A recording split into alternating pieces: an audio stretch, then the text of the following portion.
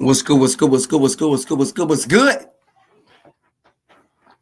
Welcome back to Boss Talks Podcast. Y'all know on this show anything goes. Anything goes. Take this motherfucker off.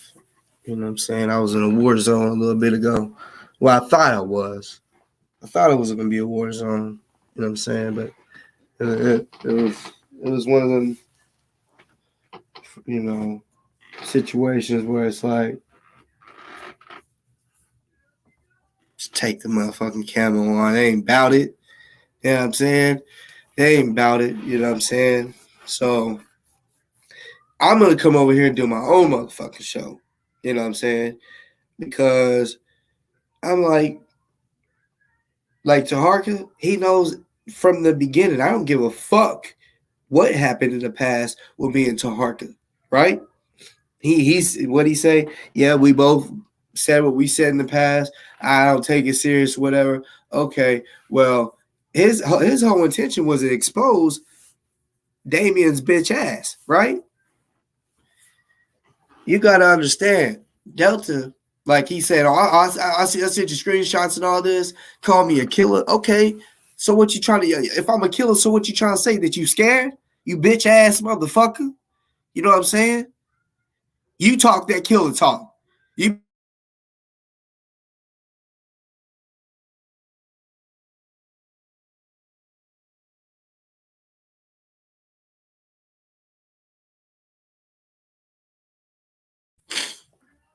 But it's all good. Like I already understood Morris World's following doesn't like me. I already knew that. I don't want motherfuckers, and don't think that I'm just saying this because of what happened tonight.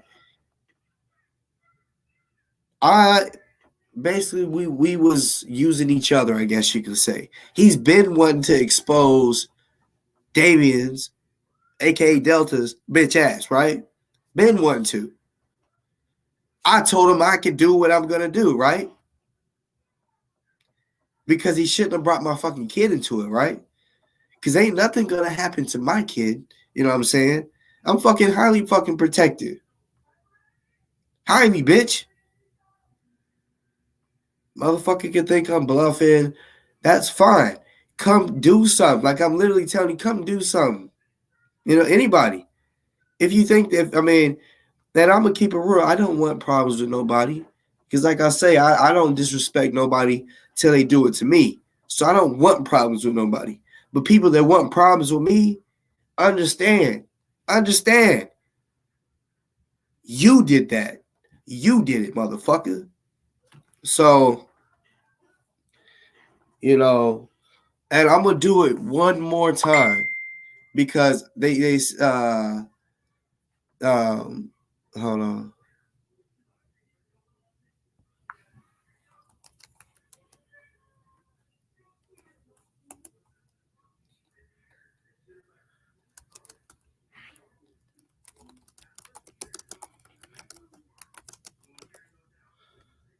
But anyways, I'm gonna do it again, and I'm gonna ask whoever feels some type of way to do something. Dolores, you are a bitch. How do you like that? Dolores, you're a bitch. Z Banga, Dolores is a bitch. Taharka, Dolores is a bitch. You know what I'm saying? How do you feel about that? I know y'all that y'all was, all upset that I called out her name because she's a bitch. You know what I'm saying? The whole show was supposed to be about her because he said, would I talk to her if he brought her on? I said, yeah. And I said, but look, only if we go. I was like, I ain't even trying to argue with her. I wasn't even trying to waste my time on that. I didn't have to, but I went ahead and did it. But I said, I'll do it, but I'm just trying to squash it. You feel me? He said, oh, yeah, that's the energy we're trying to bring in 2022. Look at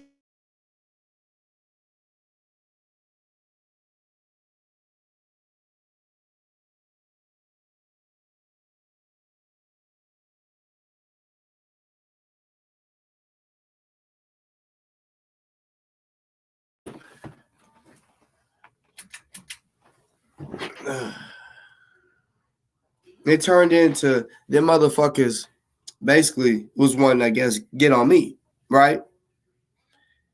I don't know why. I guess because you gotta understand Delta. This motherfucking boy is a snitch. He's a snitch, and I'm just learning of this shit.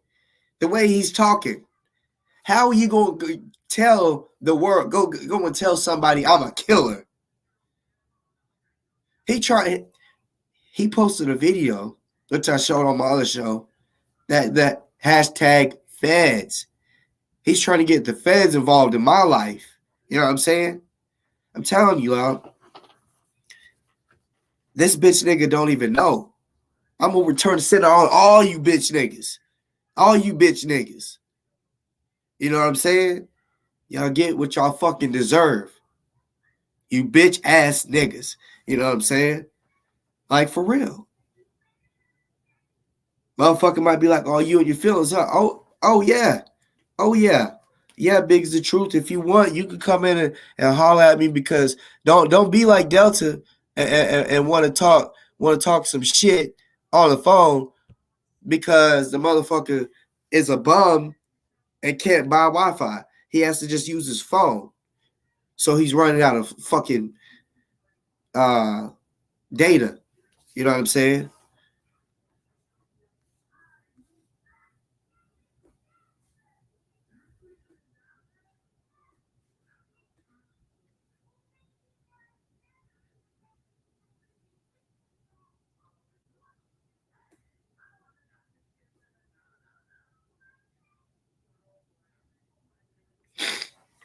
But it's all good. Oh, how do you come in? This is how you come in. You hit the fucking link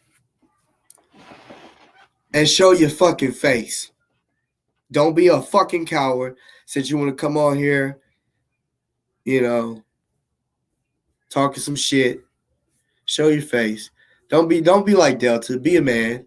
Be a man. But look, it wasn't like I was doing this shit to be best friends with what's his name?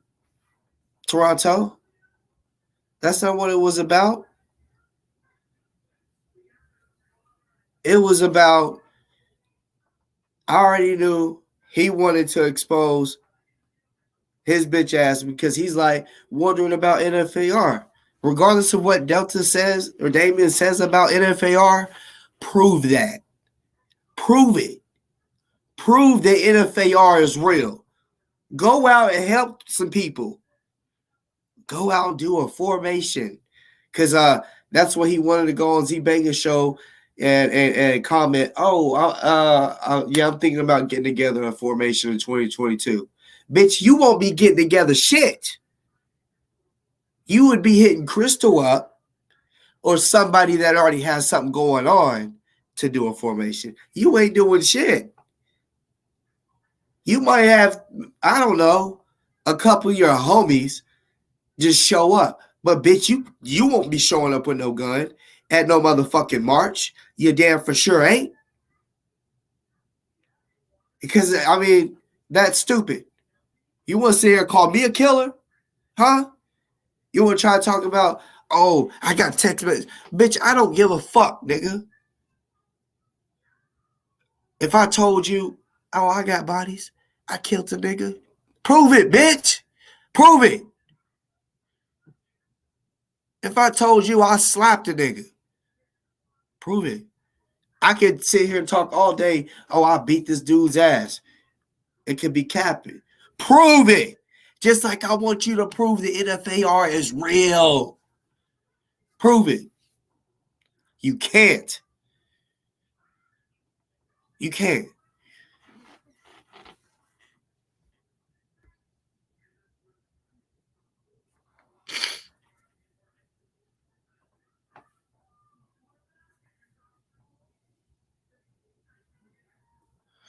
Damn, Lucy, why ain't you over there? Ain't your boyfriend over there?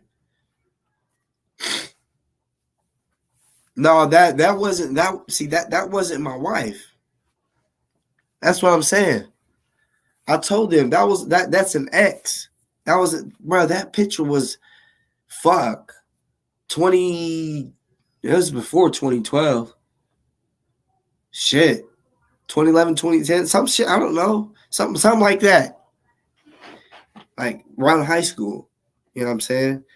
But yeah, they start asking questions about my wife, and I'm like, first of all, she don't want nothing to do with this YouTube shit. She sees it be drama, you know what I'm saying? And on top of that, y'all don't know who my wife is, right? Y'all don't know who her people is. Y'all don't know. Put it this way. She knows what will happen when people try to come at her. You know, people don't want to fuck with my wife. You know what I'm saying? You know what I'm saying? Like,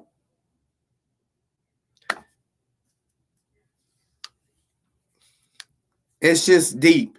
Shit's deep. I usually say, my wife, because I even said it while she was in the hospital when Kendrick's bitch ass, right, was saying, she's going to die. I said, bruh, you making these threats, and my wife got people that really love her. They love her, bruh. Include myself, right? Got people that really love her and ain't going, right? So, like I said, there's so much shit that they said today. I'm like, y'all are retarded. Retarded. You know what I'm saying? And I see, and still nobody's hit the link. Y'all bitch ass motherfuckers. You know what I'm saying? Jay the Great, he crying. Does it look like I'm crying? Does it look like I'm crying? So yeah. But guess what I did do? I got your bitch ass to leave to Harkin show to come over here to see what I had to.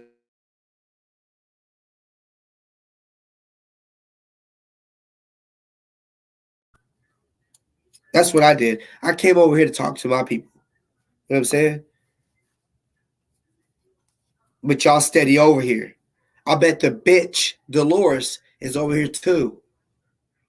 You know what I'm saying? Yeah. What are y'all gonna do? Literally. You know what I'm saying? What you gonna do about me calling her a bitch? Bitch. Dolores is a bitch. I said it about 10 times already. Dolores is a bitch. Dolores is a bitch. Dolores is a bitch. Dolores is a bitch. So do something, nigga. Do something about me saying that she's a bitch. I had one guy come on here and say, "Oh, you called my aunt her name." I said, "Oh, you talking about when I called her a bitch?" He said, "Oh, you called her a bitch, huh?" Yeah, because she's a bitch. I mean, you call a dog, right? So you call a bitch a bitch.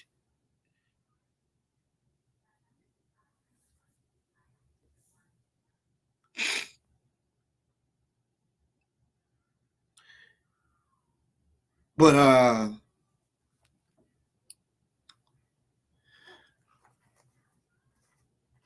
let me switch it up. Let me switch it up.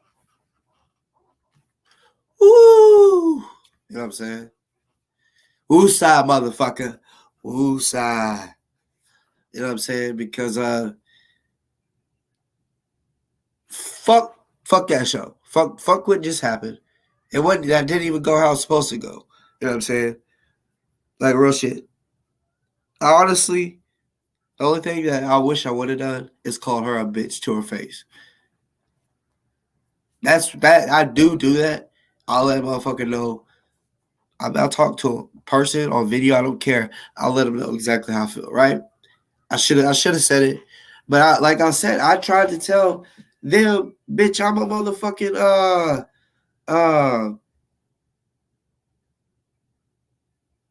trying to squash it with her. She came on here talking crazy. And I said, oh, I see where this is going. So as soon as she came on here, the way she started talking, y'all 1 second. Because I got to get, because I'm going to show the receipts. I'm going to show her the receipts that nobody got to see, that they were supposed to see. So I'll show the receipts tonight. Fuck it. So 1 second.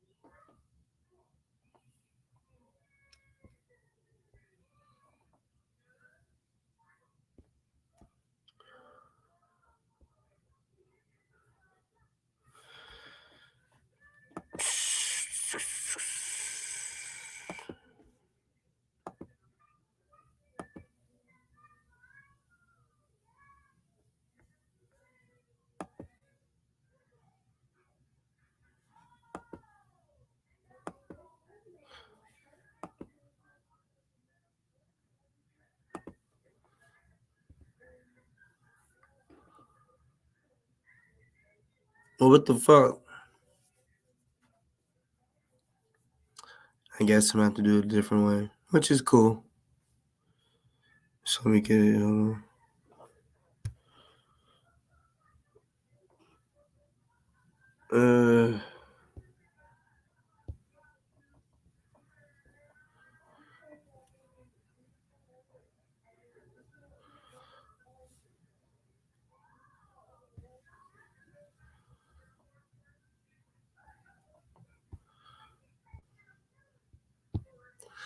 Martell McCoy,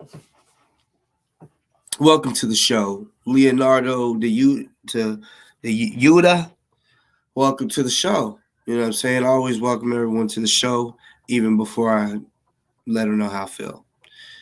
But worry about yourself. I'm not worried about mine. You know, I'm not worried about turning nothing in. You know what I'm saying? I'm worried about beating my case. Yeah, that's none of y'all's business.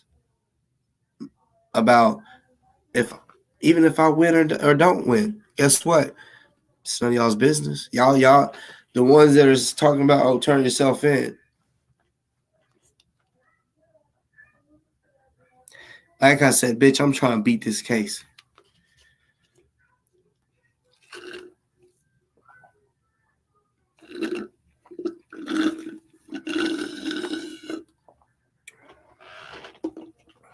And see, Taharka, he tried to say, you know, that even though, like, if a call is made, like if a police report, someone calls cops, it automatically shows up as a case. And he wouldn't let me talk, but I'm gonna go ahead and say it on here so I can get what I was trying to say out, bruh. They called the cops 13 different times for a domestic violence. I don't give a fuck if you got charged or not. Them calling the cops on your motherfucking ass 13 different times on a domestic. I don't care if, like you said, not all of them I was charged with. It doesn't matter. What I'm trying to say is, bitch, there was 13 times there was some situation that someone close to you or your baby mother or something like that had to call the cops on you because of what you was doing, regardless if you got charged or not. Also, twice, child abuse. You had to. You had to go to court or go, the cops had to show up twice because Child abuse. So someone had to call the cops and say, hey, Toronto Johnson did something to these kids. Twice. I don't fuck, you being charged or not being charged. Because I know you did get charged on most of these. That's why you're a felon, So that was my fucking point showing that, by the way. So yeah, I know they're coming in hard. Y'all, look, trust me. Just like whenever I went over there with Tiffany and Julia, I knew Team Kendick still didn't like me. It was a mission. I accomplished that mission. Y'all know it. Clear. I mean, they fucking broke up. He fucking hated her after that. He tried to say it was her, but no, he fucking hated her. But I wanted everybody to realize what the fuck Delta, aka Damian Brewer, what the fuck he really is about. So let's go ahead and see what type of motherfucker he is. Anybody on here? I ask that you don't message me if you don't want your shit shown. Like if you don't want your message to be shown, because I'm about to share the whole screen. So don't message me because your message will pop up. So if it pops up, please don't ask for me to delete it or take it off. That's why I'm giving you fair warning. Just,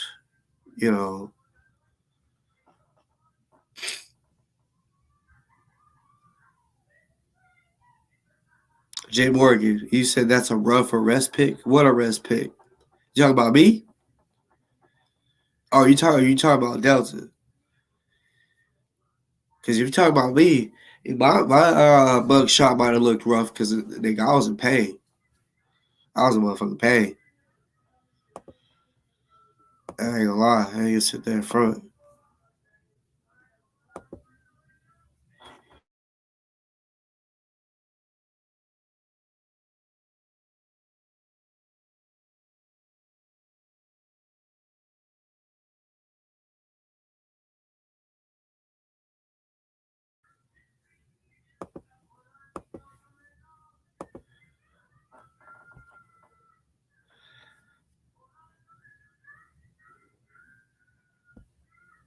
All right, y'all. Hold on, let me open this up on my phone because I want to make sure y'all can see it right.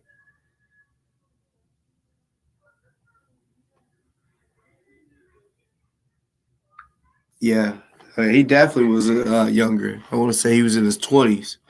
You know what I'm saying? He's 42 now. Yeah, he definitely was. But I don't give a fuck how long ago it was. Like me, the shit that I've done back when I was younger and shit, that's still within me. You know what I'm saying? If a since I've been young, if someone I've been called the N word by white people, as soon as that happened when I was younger, I would immediately start whooping that ass, right? Same to today. If someone called me that, I whoop their ass, right? That's still within me. So him beating up a pregnant woman, aggravated battery on a pregnant woman. 2001 was a bad year for him, y'all. I'm telling you.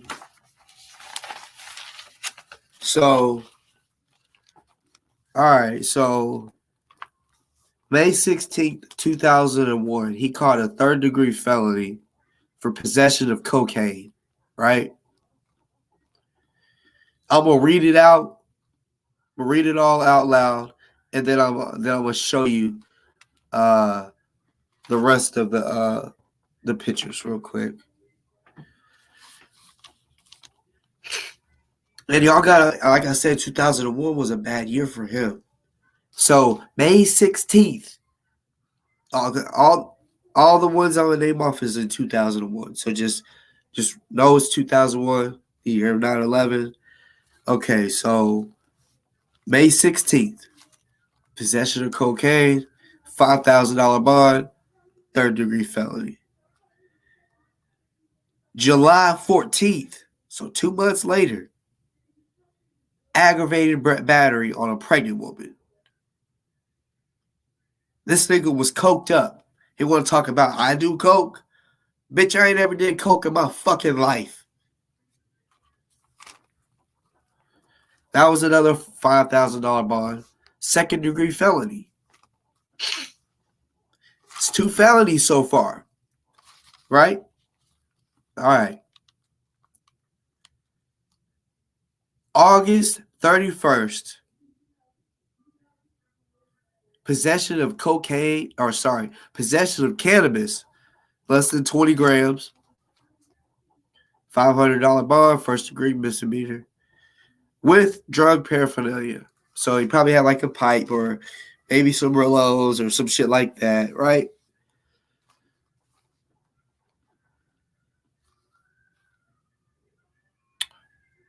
October 13th, he spent 6 days in jail for possession of drug paraphernalia, not for weed. Drug paraphernalia, like coke. And I'm telling you, I know that shit. I know about the street shit. It wasn't a scale that he got caught with, because he was trying to say, "Oh, nigga, that's from selling dope." No, nigga, yeah, you might have been selling, but you was using it too. You fucking crackhead.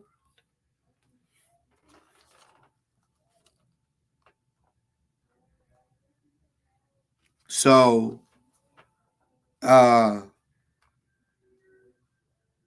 then,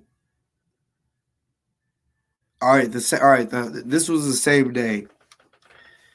The same day. I guess that's why he did 6 days in jail. It took him a while to get the bond. He caught 2 felonies that day on October 13th. This is now the 4th felony that he has. Possession of drug paraphernalia, $500 bond, first-degree misdemeanor for that. Possession of marijuana, less than 20 G's, $500 bond, first-degree misdemeanor. Possession of weed with intent to sell, third-degree felony, $2,500 bond. Delivery of weed. Now, they must have been watching him. He must have sold to like a confidential informant or something. Because, yeah, I know the way shit is worded when it comes to the street shit. You know what I'm saying? Because, yeah, in the streets, when you deal with people that get caught, you be like, especially when they get caught, say, with a bunch of weed, it's like, how you out? Like, you know, kind of watching them close. Like, are you snitching? You know? Hold on, I gotta blow my fucking nose, y'all. By the way, 2 people in this house got COVID.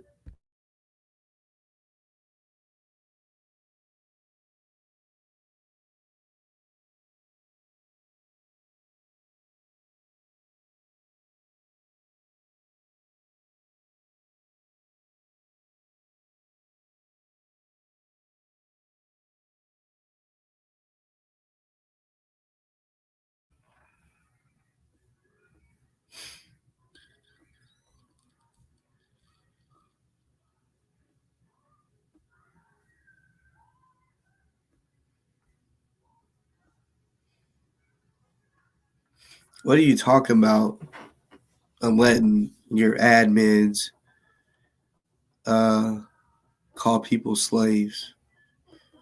I didn't see nothing like that.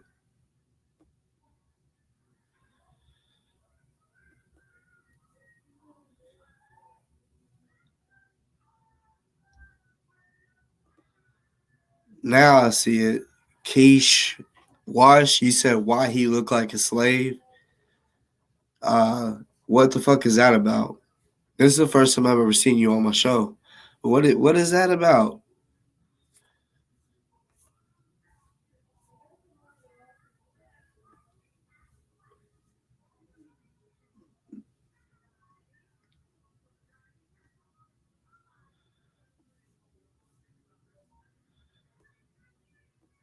Hold on, I'm just skimming through the chats because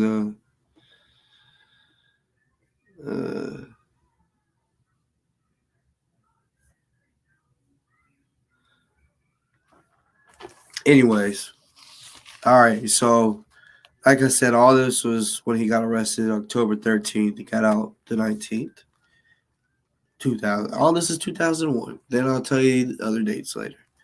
All right. So, possession of weed, he caught the 3rd-degree felony. Delivery of weed within 200 feet of a public housing, $7,500 bond, 2nd-degree felony. Right? Now, I guarantee he probably had to have his mother bond him out. Just like this past time, he had to have his mother be the one to do something. See, this chick, Lucy Loaded, I'm pretty sure they're dating. I'm pretty sure they were dating when he was arrested, right? Pretty sure. They wasn't having Lucy Loaded hit me up, come speak to me about getting bonding them out. What kind of girlfriend is that? And I didn't get no word tonight. Like I said, anybody can hit the motherfucking link. Really, I prefer someone that they got an issue. You know what I'm saying? Because I really don't want to switch the subject up on the shit right now. But yeah, I want someone to hit the link right now. They got some issues. Nah, King T, these are all his. These are all his. I got all. I mean, bruh, these are his fucking. And he might have told you that because he's trying to lie to people, so because he don't want to get exposed, bruh. The mug shots I mean, they're his mug shots. You know what I'm saying? He had to take the picture for it. Almost all of it. Sometimes they do use your mug shot, your old mug shot over and over. Lucy, I'm not worried about that. Seriously. You keep calling me a murderer, I keep telling you I'm not. We can just keep going back and forth saying that. I mean, plain and simple. Like I said, let's get back to his felonies and him carrying around guns as a felon. If that's what you want to talk about.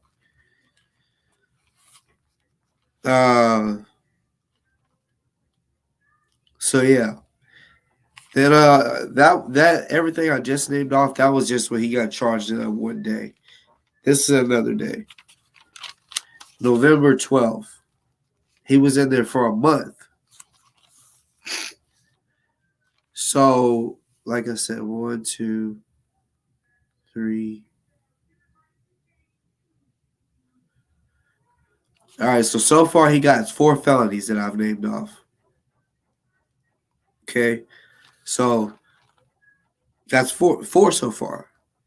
So no, November 12th, possession of cocaine with intent to sell. Bond, no bond. I forgot exactly what MBR stands for, but I want to say it basically means no bond needed. Hold up.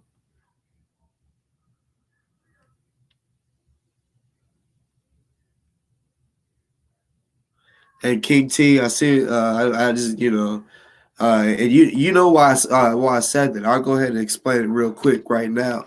I said that because you didn't fucking want to listen to anything I had to say about Remy. I kept fucking telling you what I know about Remy and the bullshit that Remy's doing. You wanted to keep taking up for him. You must have forgot I was the one that introduced you to Remy. You forgot that. You would have. You probably. You might have, but you did not meet him until I had him on my show, and you hit the link because I want to holler at him, right? So yeah, you met him on my show, and I'm like, bro, you've been talking to me longer than him. But every time I try to tell you something about Remy, you're like, you brush it away. Like, nah, he said this. So you're saying you believe him, but what I'm saying is a lie. That's why I said you can't be trusted. And I'm no bitch. You know what I'm saying? I'll let you know that. You know what I'm saying? Even though I didn't know you was on the line, I straight up said it. Yeah, I did. Because yes, if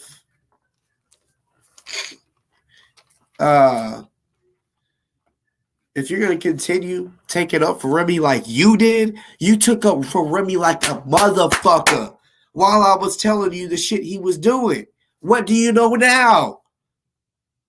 He took $18,000.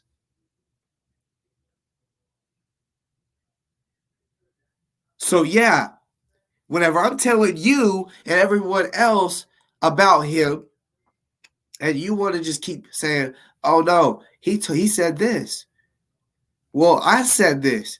So whatever you're saying, whatever I'm saying is bullshit because he said something else. That's what you would do. So I'm like, fuck it. You can't be trusted. That's why I said it. And it was about that. Nothing else about that. So yeah, that's what that was about.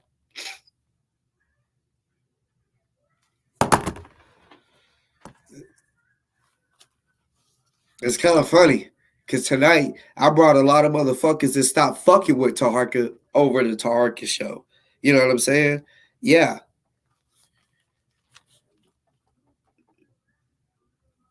Anyways, so like I said, possession of cocaine with intent to sell, second degree felony. His fifth felony. Delivery of cocaine within 200 feet of a public housing, first degree felony. That's his sixth felony.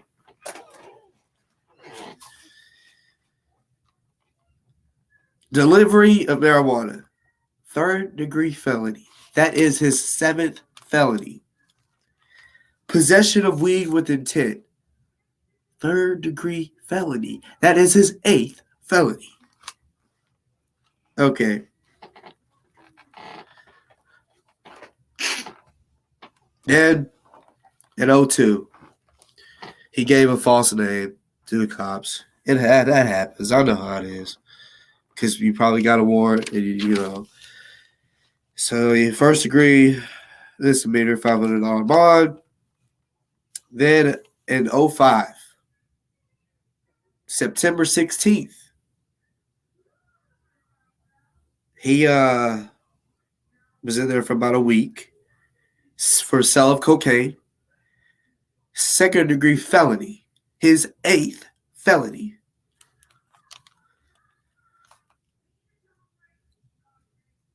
The same day, it's like the same charge.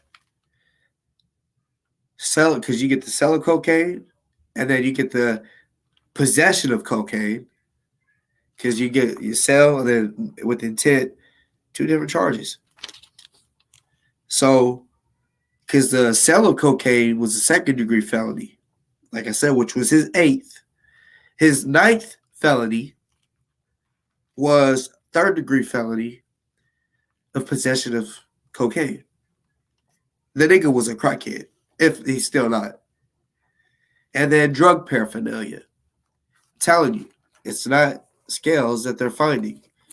It is, now, people do drugs differently. They might snort it. They might smoke it. They might shoot it into their arm. So that was the drug paraphernalia they were finding. It wasn't like, oh, you know, we found some scales. I'm telling you, that's not what the fuck it was. You feel me? It's not what the fuck it was. Hold on, I gotta fix my fucking my globe.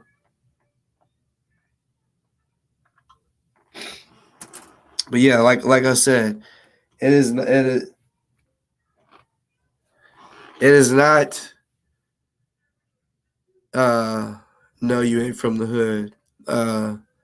Well, come hit the link and we can talk. We can talk some street shit, and you tell me if I'm from the hood. You know what I'm saying? You tell me. Like I say, I've been to many hoods. You know what I'm saying? I could pull up to many hoods. You know what I'm saying? Like I said, I used to be in the street. You know, I didn't sell cocaine. You know what I'm saying?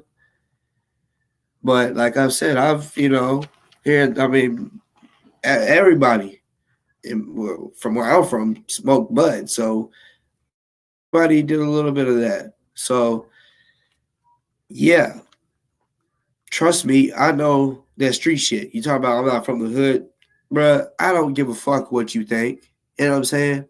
I know what I'm talking about. You know what I'm saying?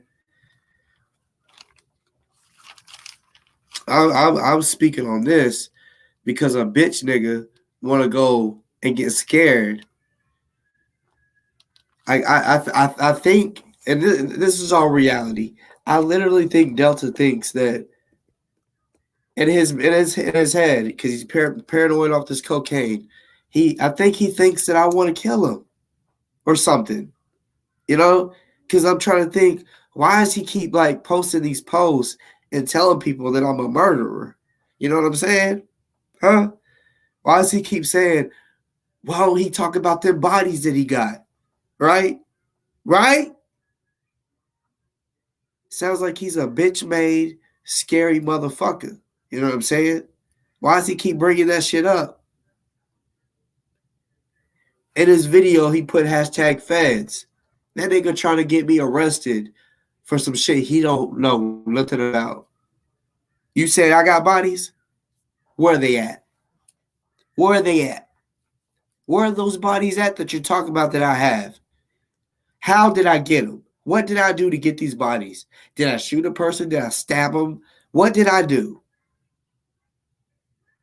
Delta ain't gonna do shit. That's why he's over there talking all cool, calm, and collected to Taharka. He want to talk about, oh yeah, he gave your address out, and he put your kids in danger. But he forgot. I have shows.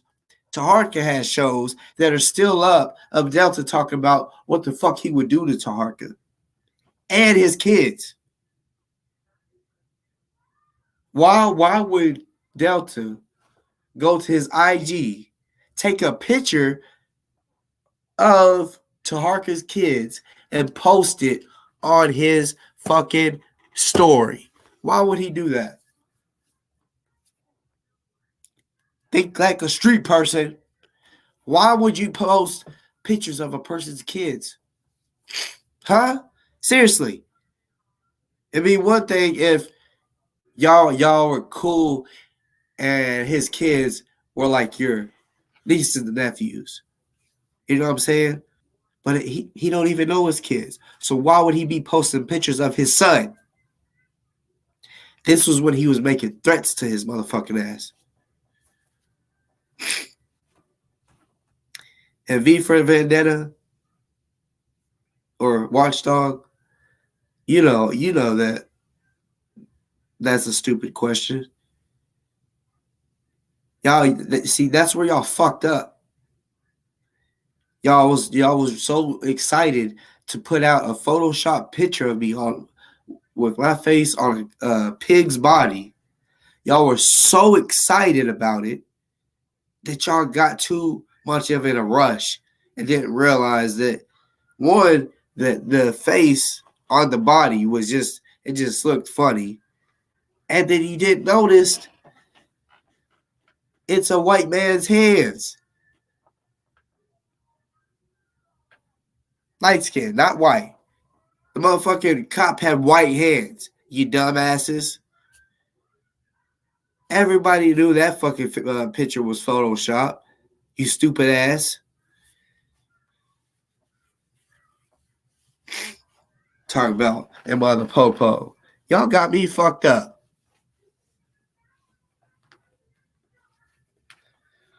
I've never met a cop that I like. People say there's good cops out there. I've never met one. There might be. I've never met one.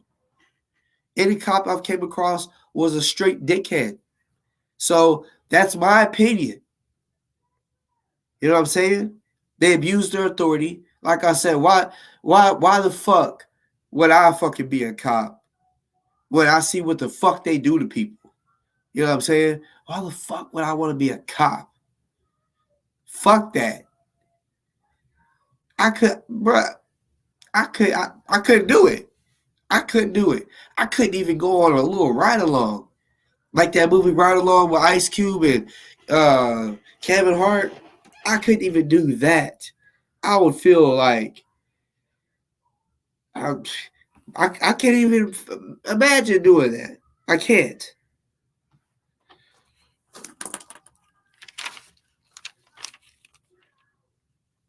So hold on.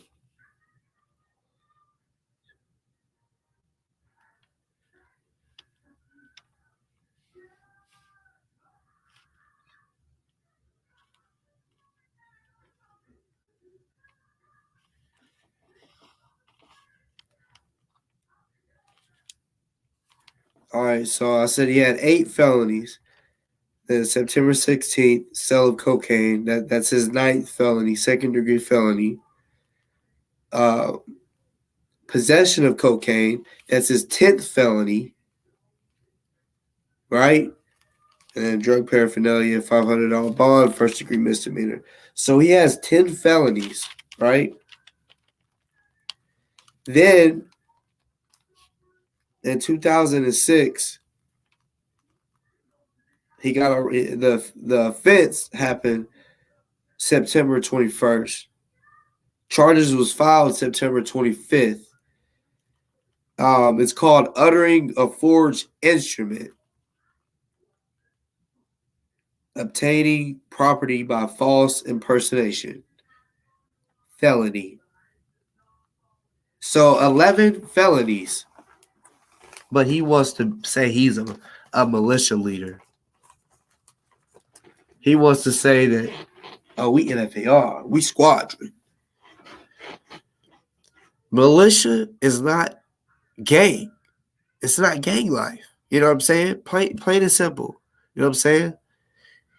I know personally some of these militias. I'm not gonna name names. Some of these militias, yes, there are people that still might even claim it, may not no more, were in a gang before, right? But there was like, I'm trying to do something more positive for myself. So they decided to join a militia, right? But at the same time, yeah, they used to bang. But a militia is not a gang. It is a militia. Go look the definition up. 1 second, got blow my nose.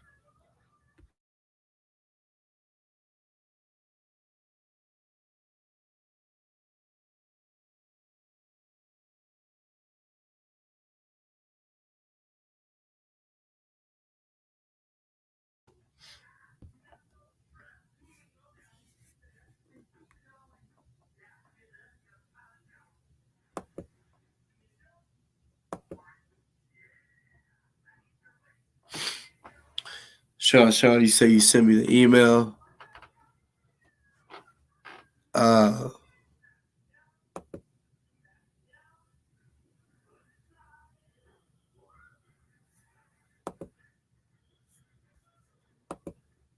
that shit. Yeah, like that email.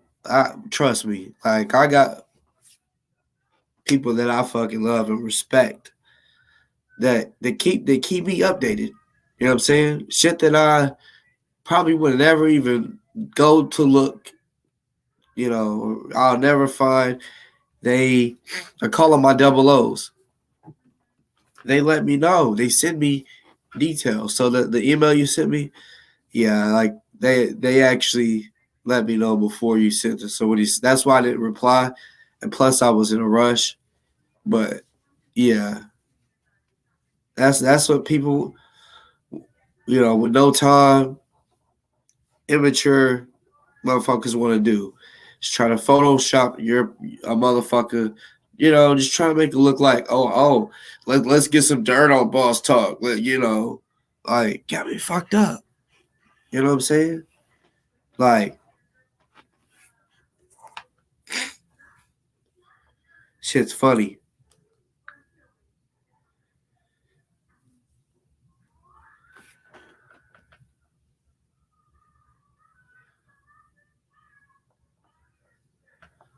Hold up.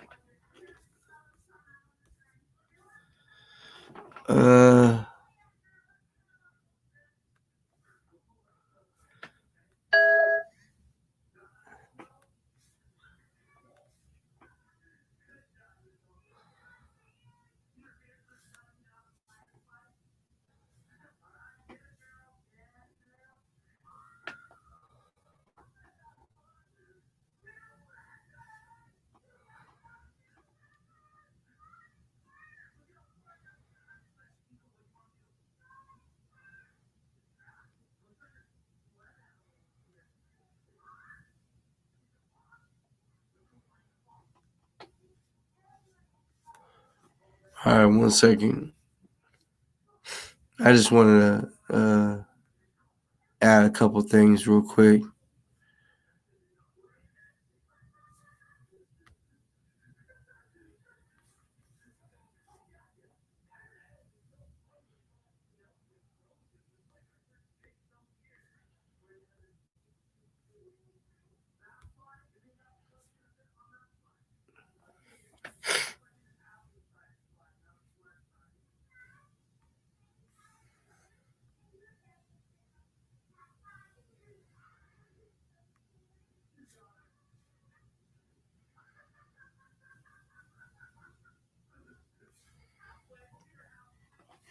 So just to switch the subject up just for a little bit, and we'll get back on his bitch ass. Because, like I said, the show was supposed to be about, him and me going back, like, debating. It didn't happen like that, but it's all good. I could do it on my own show. That's fine. That's fine. So the bitch, Dolores,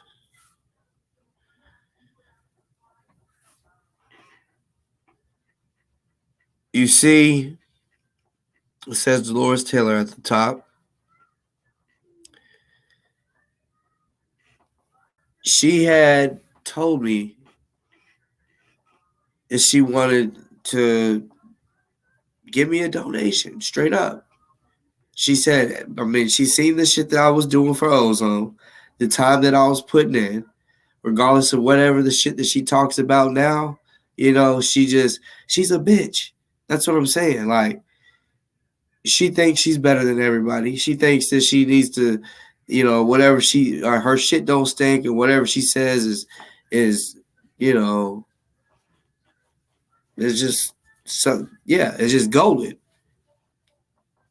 But anyways, she sent me $1 because she was like, it was on a Wednesday, right? Because she was like, Friday, which I guess she gets paid on Fridays. She's like, I just want to make for sure that it's you. And I'm like, so I basically had to send like a heart back or whatever, to let her know, yes, it's me or whatever. And she said, okay, Friday, be looking out. And she was like, but remember, I don't want you got to stop talking about Taharka. And then I told her, I said, now look, I'm cool with that, but are you telling him that? Because she had a wrench at that time, which she still might. I don't know. I do know, and she wanted to say that she didn't say that she don't fucking watch Taharka show. My next show, I'm gonna show that to prove it. You know what I'm saying? I meant to pull it up today, but I was like, I really ain't trying to bring problems because I thought we was gonna squash it, so I didn't look for it. But I will find the video where she's on my show and says, I don't even go to his show no more. It's too much drama. I got other shit to worry about, And when I said that, his eyes got big. He was like, whoa. And she was like, that is a lie. It's not a lie. She literally said that. But, so she sent me $1 first. But then she sent $100. Because look, y'all, look at the date on this one, June 30th. That was a Wednesday. So 2 days later,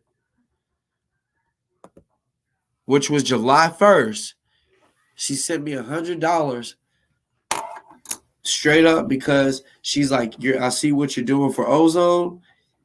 And she wanted me to stop talking about Toronto. Oh, yeah. My fucking nose is stopped the fuck up.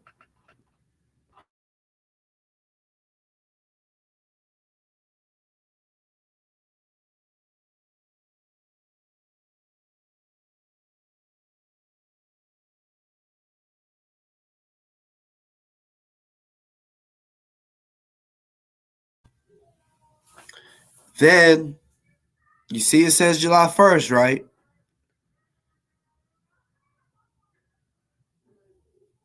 Then July 30th, 29 days later, she sent me another 100 that says for support. I did not want that much. I've told everybody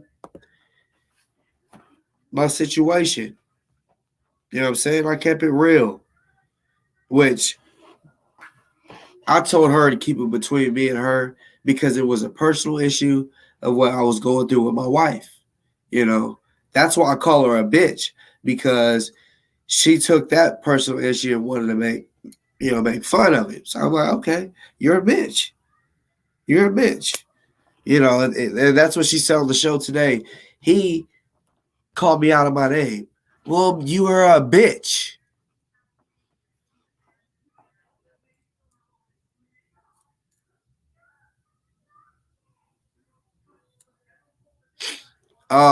Warren, I'm really reading like this nigga got those felonies, and even if not, regardless, he's a felon. Is the point?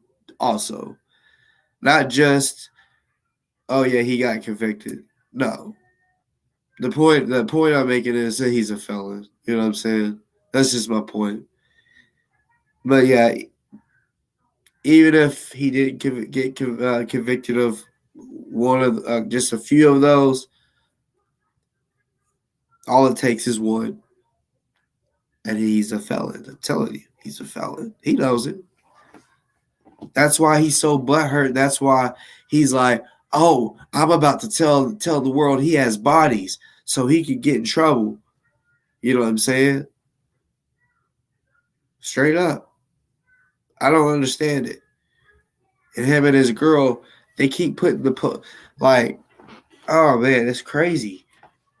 You supposed to be in this movement against police brutality and shit like that, right?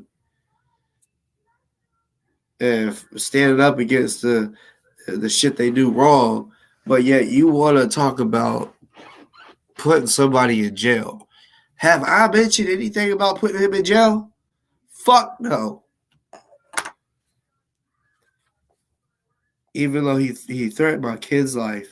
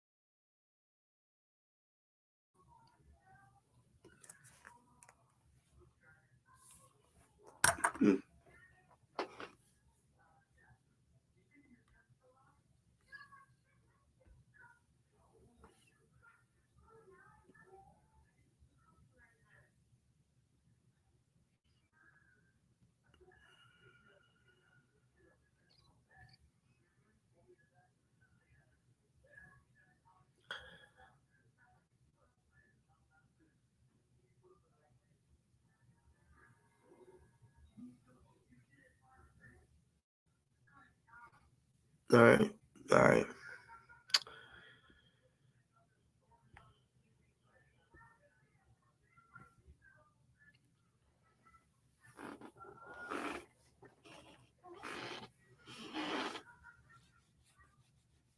That's the and he said that was a brawl, and they had to basically plea to bond out. If you're innocent, you're innocent. You don't sit there and take no fucking plea just so you can bond out. If you do, then damn, you just must really like prefer to have a felony over just staying in jail for a little longer and fighting the shit out, you know. But nope, he wanted to beat on a fucking pregnant woman. It was a brawl, like he said, and yeah, she ended up getting hit. Big and pregnant woman. The charge class says F2. That's second degree felony. You know, like and see, what I've noticed, most of these, like you see, he's wearing that white shirt, right? That's because those charges were all in the same day. You feel me? That's not like he got arrested. Those that all happened all the same day. That's why he's wearing the same shit. You feel me? So look, 1, 2, 3, 4, 5. Right. Whoever hit the link, 1 second. 1 second.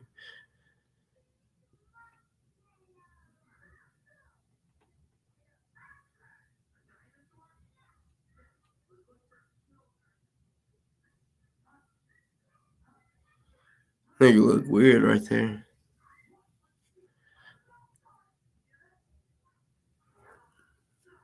I'm thinking since he done got older.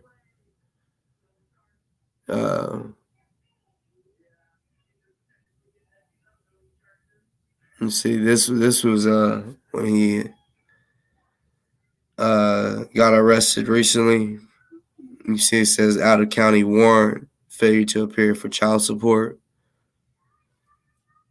You know,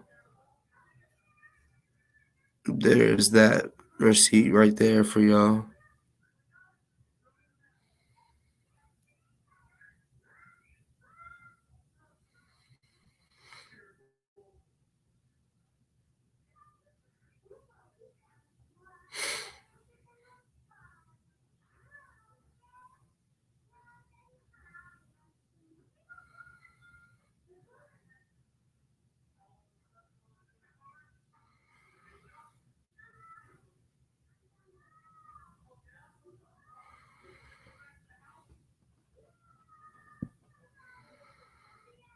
That's the same one.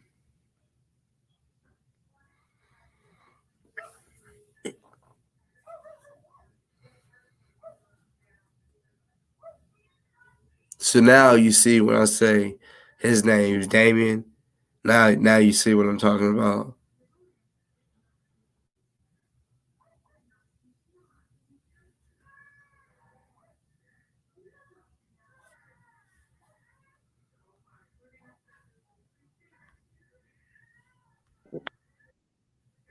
What's good, Calvin? Hey man, what's up? Not shit. How you doing? Hey, I'm uh, I'm doing, I'm doing. I've just got through listening, observing, and that type of stuff, you know. And you did say this is a show that anything goes. Am I right or wrong? That's facts.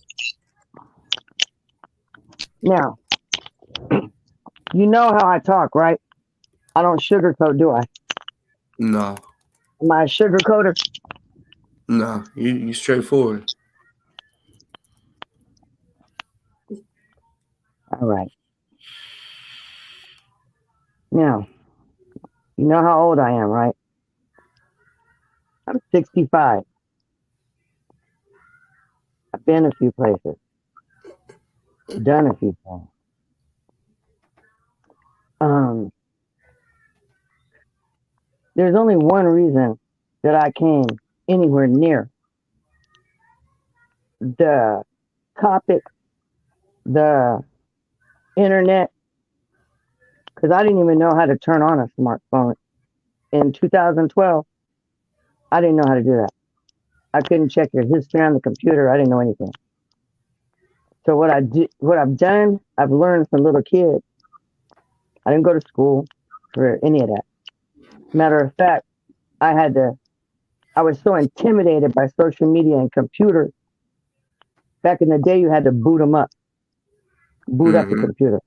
Yeah. And in my journalism class, I walked in there instead of taking notes by hand, which I can do with my literally. I can not look at the paper and write verbatim what you're saying longhand.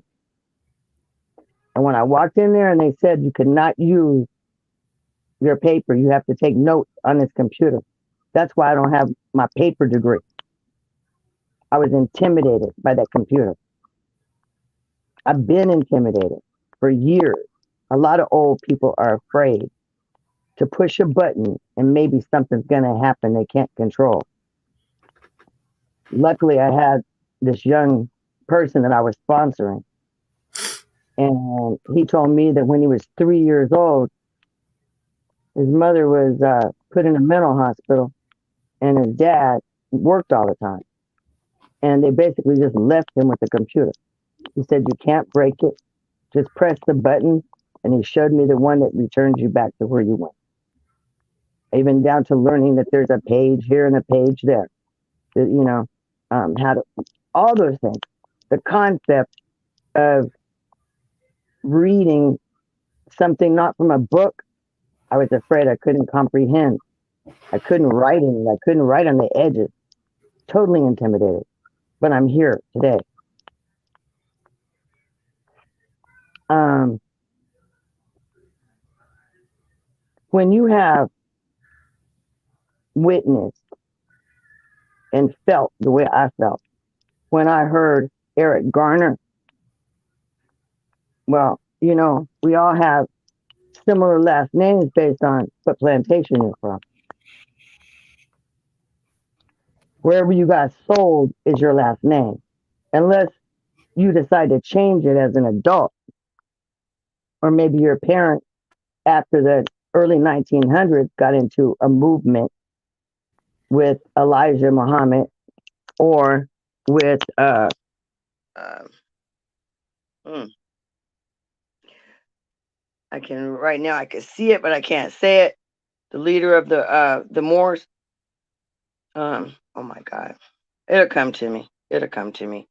And then you had even all the names right now. I smoke too much weed, but basically what I'm telling you is you had all these movements that started in the early 1900s, and then you had the real big church movements and the Bible Belt down in the South.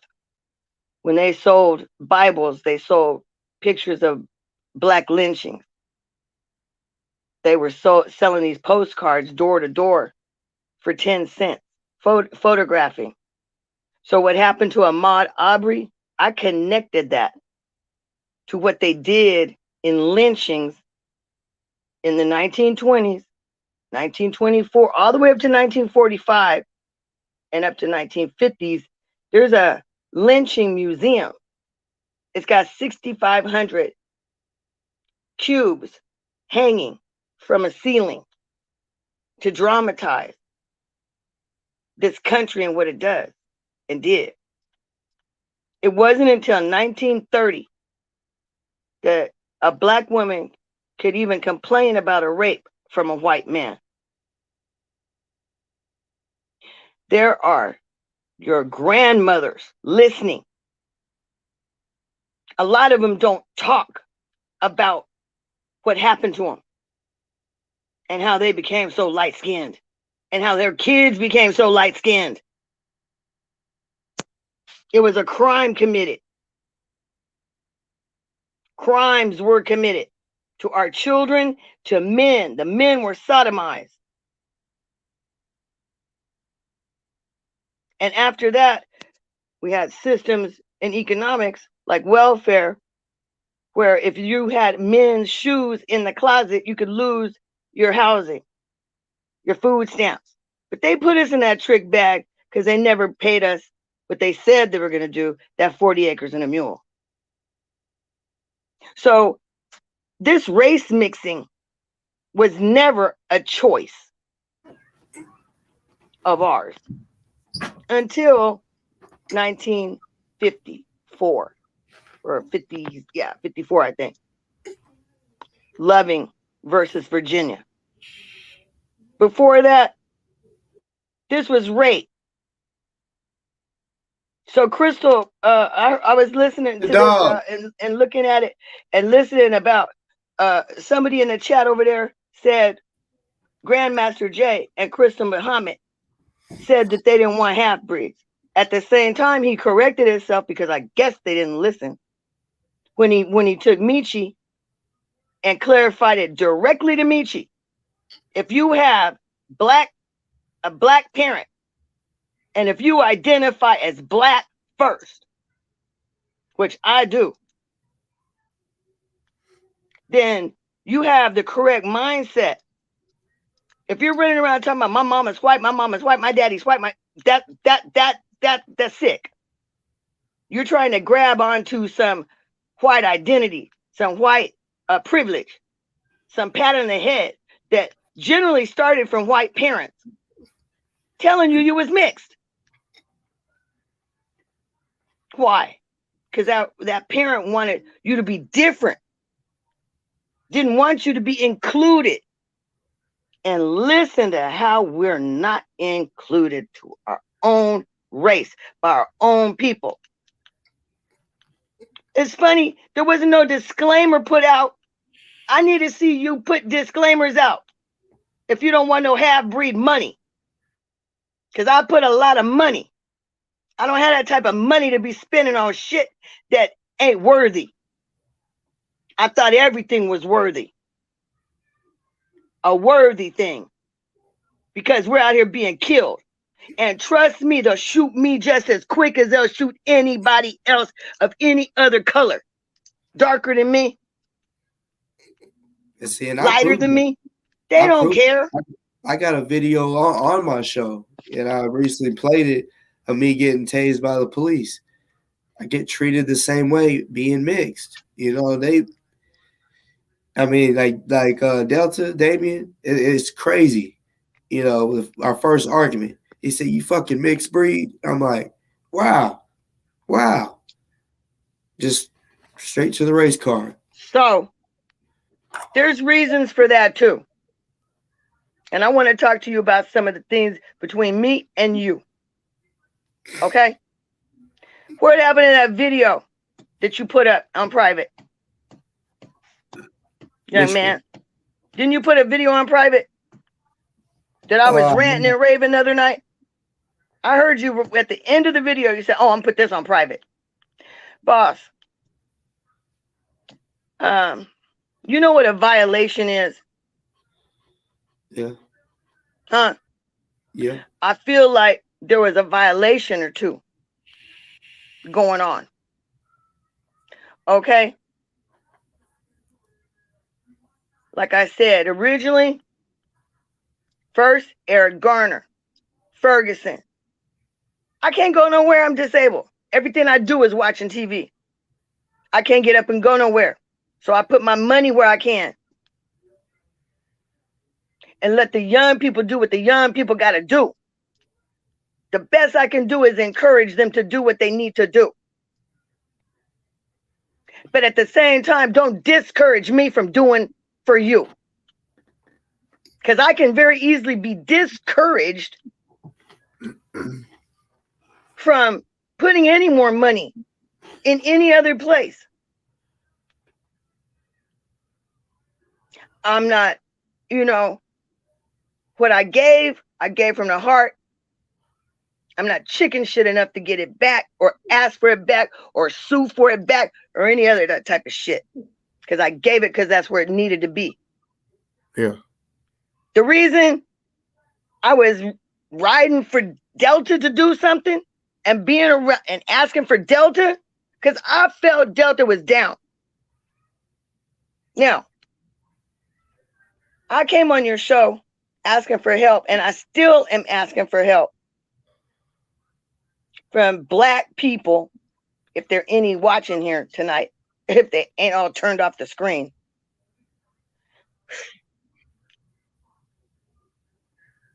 About Daniel Robinson. This young man's been out there in that desert. His dad wants to reclaim him. If nothing else, take his body home, find him. I called about it something important. A STEM student. I encourage education, knowledge. So what? You got to be twice as good, my daddy told me, twice as good as a white person to make it in this world. I've had ulcers since the 3rd grade, stressing to be twice as good and better. Not under, not beneath, not below, but to be able to compete. And like I said, my head got really screwed up when I couldn't compete with them computers. I became illiterate, like my father was when he came. He was first generation out of slavery. My grandfather was a slave. My grandfather. This half-breed grandfather was born a slave in Louisiana. I'm highly offended. And I know they don't give a shit. And I guess I don't give a shit either. But back to you. Y'all was dick swinging behind the scene. Now, let me tell you where the violation came in, young man, in my opinion. And I believe you owe me a deep apology. I didn't know you guys were having moss between each other. I'm asking you directly for Delta. For Delta's number, for Crystal's number, with some urgency on it. Asking your audience to help me. Please participate. You know, if you're in Arizona, go out there, help this man. He's an Afghan vet, lost his son. Another one of these, well, your son must have been on drugs and walked away. He took off all his clothes and left him in the desert. One sock over here, Jeep turned over. 2 boulders look like they done been slammed through the windshield. Red paint transferred on it. The computer said it had been started 46 times. It had been driven after it had a crash with the airbags deployed. It's in a situation that's tense where Arizona is run by a man that's being looked at by the Congress for the January 6th riot in D.C., Paul Gosar. That's the territory. And he's got bodyguards of the Proud Boys. So, of course, I wanted Delta. Okay, so did Delta can't help you, but I ain't talking about that. I'm backing up. I'm on you. I'm on your bumper. Yeah, get off of Delta. I'm on your bumper, young man. Let me finish there, okay? But do you know? I'll talk about Delta. Please, I'll talk about Delta. I sent him your info, so that like as when I've been watching your show. Back off of my bumper because I've been watching your show. Well, then, I didn't. I need to talk to you about your violation with me, young man. I'm not done. Bruh, come on now.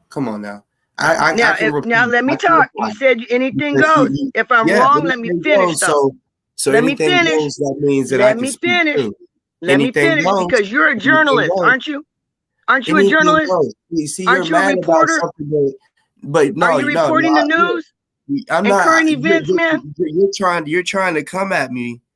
No, I'm not trying to come at you. I'm trying to talk to you. I'm on your bumper. You said I'm trying to talk to you. I'm trying to talk to you. You got it wrong because I gave him your information. That's not what I'm talking about. But then you're saying let me finish so you will know what I'm talking about. Or do you not want to know what I'm talking about?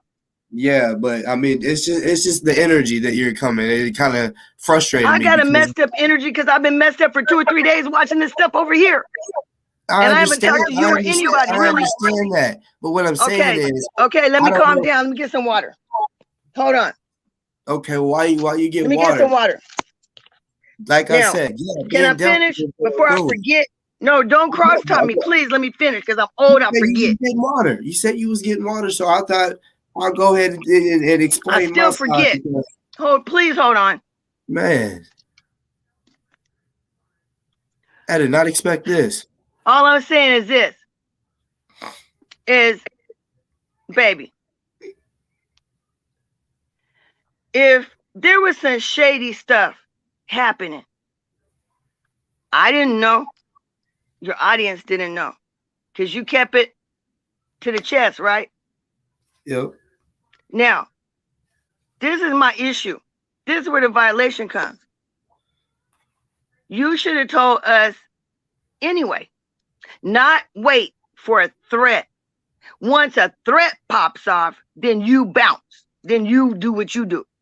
No. If it was really to really shed light and inform us as an information channel, as a black media, as I heard you say, a black media channel. That's why you bring in receipts. I've never said this is black media channel. Yeah, you did. I heard you say it on Tahaka tonight. I said that people say that my show was a black media. That's why we're on here. That's why I watch you. Right. Because you're black media. See, that's what I'm saying. You call it black media. I call it on this show, anything goes. So does OC. OC called it black media. You were in the black media network. Yeah, I was around. You did the fundraiser. That was a black media producing that, right? Okay, but still. So there's responsibility to being a media journalist, person, host, personality. Okay, I understand. Now, I finish now. Everybody's saying about respect. I can't hear it. Can you talk up, baby? I can barely hear you. I'm seeing in the chat, they're saying, please respect her and let her speak her piece. I am letting her speak her piece. You know what I'm saying? I'm just trying because you mentioned I wanted you to reach out to Delta and y'all had issues, and I'm saying I still gave him your info. Thank you. I did get in touch with them. Thank you. But yes, it was yes, you did. Everything was good with that. So, but what I'm not talking about Delta. I'm talking about me and you. Right. So a whole nother subject. I'm not on Delta right now. But you brought him up. Get that part? I called to talk to you because you don't. I assume that the situation. Baby, I've been sending you emails at the end of the chat last night. I asked you to call me. Right. Well, I emails. I don't check them that often. Like you seen it in the chat. It was one of the last things that was on the chat. I told everybody to like and share. And Truth said the email. I said to call. I put little telephones by it. Well, maybe you didn't see it. You should know by now. I got respect for you. When you came on here, it was respectful. It was you know what I'm saying. I don't have anything against you to just be like. I know you don't. I know you don't. And I don't have nothing against you either. That's not what I'm talking about. So, but that's what I'm. Are you ready to listen and find out what the hell I'm talking about or not? Yeah, I'm ready to find out what issue you have. Take a breath, relax. So, instead of letting me know, I put my confidence and put Delta's name to Mr. Robinson. At the same time I was doing that, you was knowing that Infart, as far as you know, only had no members that you'd ever seen. That they were underground to the point you just never seen them. And I think that can be true too, because the Delta, if he's doing anything and he's doing it right, that's the way it's supposed to be, probably. I don't know how to run a damn black militia. I taught preschool. I'm just saying, man. I want to give you props. I want to see you grow. I want to see you learn. I want to see all of us learn. Like Neely Fuller said, I'm still learning. And I learned from correction and from people that would take the time to tell me you just stepped in doo-doo. Let me help you get that off your shoe. Take that toilet paper off your foot, lady, or you look like Trump going up the stairs with the toilet paper, you know? Pull my coat. If you my friend and I'm saying, hey, I need this nigga named Delta oh, he a badass, and I need some people because this terrain is crazy. They all in a what you call open carry, what you call that? Like your state. Everybody got a gun. I don't want to see this man out there and that I already think something bad happened to his son, man. I don't want to know something happened bad to him because he didn't have nobody to back him up. And I'm trying to send somebody to back him up. And it ain't even real. And you knew that and didn't tell my ass. That's what the fuck I'm talking about, man. That hurt. That hurt. And then I didn't understand what Delta was saying because he's talking in some code shit and don't talk to me in English. And then I hear the shit on the news. I mean, on the line. You know what I'm saying, man? I love both of y'all. That's the problem. And more than you, ozone. I believe that's a Fourth Amendment violation, and it could happen to my grandsons that are black. It could happen to me that's black. And fuck anybody that don't think I'm black. And if you think I'm a fucking mixed breed, half breed, fuck you too. Because I'm a black woman. And everything about me is black, down to my pussy hair. Now, what was you going to say, sweetie? This shit with Infar. This whole time. Me and you owe me an apology or not. You see how you violated, man? You knew and didn't tell my ass. Okay, if I'm your friend, why you didn't pull my coat? See, everybody is taking up for you in the chat. They're not like you might even get your apology, but I'm trying to explain myself and explain. Okay, my bad. You know now I need to do what I asked you to do for me, and let me listen. So okay, let me listen. This stuff that's going on with Delta, a lot of it I didn't know. That's why I've been writing and claiming NFAR and all this. But then when he started coming at me sideways and all this, I'm like, okay, I want to know. I want to know some stuff. I'm sorry. I'm sorry you're crying right now. Real shit. I did not mean to hurt your feelings at all. For real. I would hope that you know I've always respected you. You know what I'm saying? Real shit. I never intended to hurt your feelings. I swear. But you got to understand. It's my reputation. My word is bond. I don't do stuff like that where I can't back up my word. I feel you. I'm the same way. That's why. How do you think I feel whenever people are like, "Oh, you've been riding for Delta," and then now all of a sudden you're saying it's fake. And you know, I didn't even get stuff for my kids, grandkids' birthdays, and them holidays, them pagan holidays. I sent that money for ozone. I sent them black babies Christmas money. I did the same thing for Grandmaster Jet. I only get $900 a month. And I got to run a 3-bedroom house with 2 dogs and a cat. I don't even have a fucking car.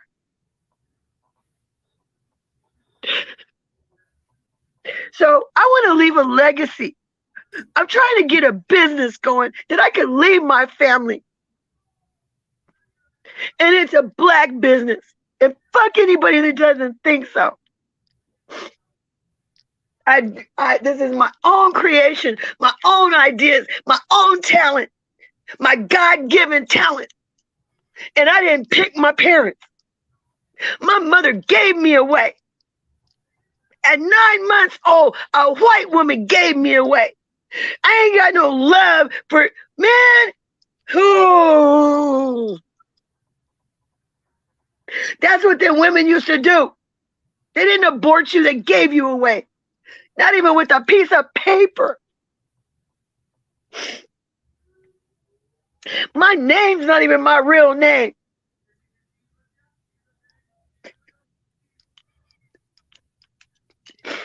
So if you're lucky to have your identity intact and not be so confused, stop hurting the people that are.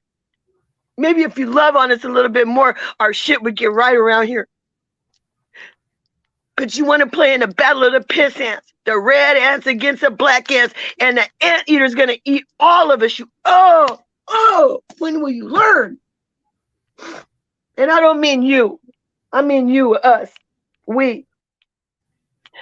And I won't be excluded from my own. And next time, if you don't want mixed breed money, what's that? HB money? Put a disclaimer on the front of your stuff so I make sure I keep my money in my pocket. All right? Do that for the half breeds.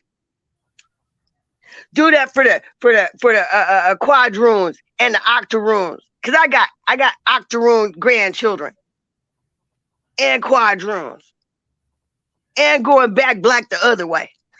As the Hebrews will say, you can take the generations back. If you unite right. If you're even going by that stuff. Shoot, we didn't know. We couldn't even read the Bible. How are we going to know it's an abomination of mixed race? How are we going to know that? We couldn't read. Now you can read a little bit. Oh, boy. Now you're scholars and everything, huh? I think we got a whole lot more to learn. A lot. And it starts with loving ourselves and loving each other. And spending time with each other, for each other, not condemning one another. Let me tell you, I got something to tell you, okay? Wait. Okay, wait, let me get my face back together. Okay. I got to tell you this face to face. I've had several cases, young man. But I got to tell you a funny story. I was charged with unequal force, assault with a deadly weapon. Did I ever tell you about this? Mm-hmm. I did? Yep. And you know that I used a knife. I broke a knife off in the man that was assaulting me. He was assaulting me, but he got to the phone before I did. I stabbed him until the knife handle was just in my hand. All I had was wood. The knife, the blade was, I don't know if it was in him or where it was at, but it sure wasn't on the end of my stick. So I'm real careful about rivets on my knives now. I don't use cheap knives. I'll use a cast iron skillet. But no. So what I'm trying to tell you is I went to court and they were going to give me 7 years. And I told my daughters, I said, if a man puts his hands on you, kill him. Do the time and get out. You'll still be alive. Well, they were going to give me 7 years. Until I said, did you tell them that you were a black belt in Taekwondo? See, I fucked up a black belt in Taekwondo. It can be done. Mm-hmm. By a 5'2", 125-pound woman. So cool your jets, boo. Cool your jets. If somebody has threatened your family and they ain't came and they ain't showed up, don't give them no more reason to. If you love your family, settle the fuck down. Please. Ain't no reason. I could tell you more cases in a little, and they way worse than Deltas. I got cocaine charges too. Do I look like it? Don't I look like a sweet little old lady? But really, I'm a G from South Central back in the day. And then I realized I was committing genocide to my own people. Then I realized the government was helping us do it. And then I realized that this social media is the government helping us do it.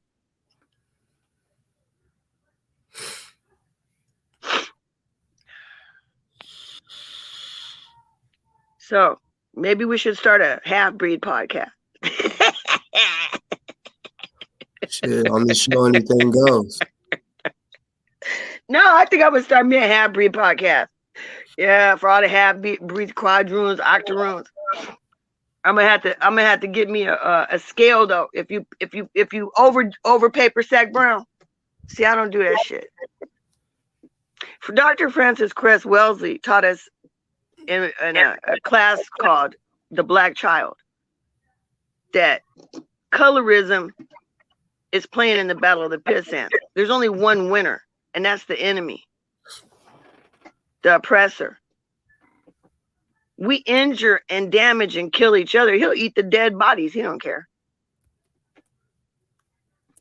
He's taken everything, including our pride and our knowledge of who we are. You know. So that's all I wanted to say. And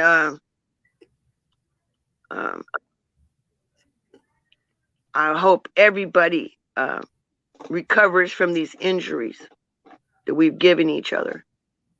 And take a nice salt bath, put some lavender in the water, and calm the fuck down. Because that's what I'm going to do. I'm going to smoke me in with some Gary Payton. And yeah, because I've been up, I think I've been up 48 hours or more pissed off. I don't know how many of these little, I sat here and talked to myself. I got at least 2 videos where I'm talking to myself about this stuff. My reaction to what's been going on. And the reaction videos. This right now is a response reaction video to Tahaka Bay.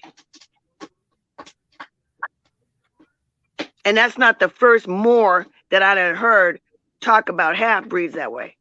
As yellow as he is. He looks like he could be my daddy.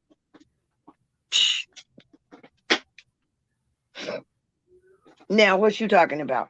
Go ahead and tell me whatever you're going to tell me. But I think, first of all, one more thing. All of us possibly will have records with the school to prison pipeline. It is not cool to use a criminal record on Black people. That's another violation, my brother. I was just. I'm telling you now. Stop it. You already put it out. I feel you, but it's out. I'm just. That's just. Look, I'm. See do what you want to do, but the old ladies agree. Oh, that's my advice to you, out of love. Take it or leave it. You know. I feel you. I understand what you're saying. You know, meditate on it. Go punch your bag. I'm just different. I do it every day. But go punch your bag. When somebody is going out there, and hey, I like revenge. Revenge is the sweetest joy next to getting pussy, like Tupac said. You know, and you know, I like it. You know, and when a man like him is going out there saying, "I got bodies," hashtagging that I'm a killer. Okay, well then, you want to call me a killer, right? You want to tell the world that I got. That sounds like a good promotion to me. Well, if somebody called me a killer, I wouldn't be mad. Yeah, but he's hashtagging the feds right beside it. Oh man, the feds are watching everything anyway, man. It doesn't matter. Your phone can be off and they still listening. Don't you see right now the Congress? They go to Verizon to get your shit. You never even know. They send you a letter and tell them they got your shit. Don't you watch Eric Snowden? I mean, you know who Eric Snowden is? I've been knowing they can, just turn on your camera and watch you like right here, even whenever you're not even your TV. Yeah, your TV's a big ass screen, I think. I mean, that's why they made phones with. I mean, they say it's so you can, do selfies and all that. No, they wanted to be able to, when you have your phone up, they want to be able to watch everything out there, everything this way. Yeah, there's 2 cameras in it. 2 cameras. If you go on Edward Snowden, he shows you how to take your phone apart with these little tools and use headsets. It's real cool.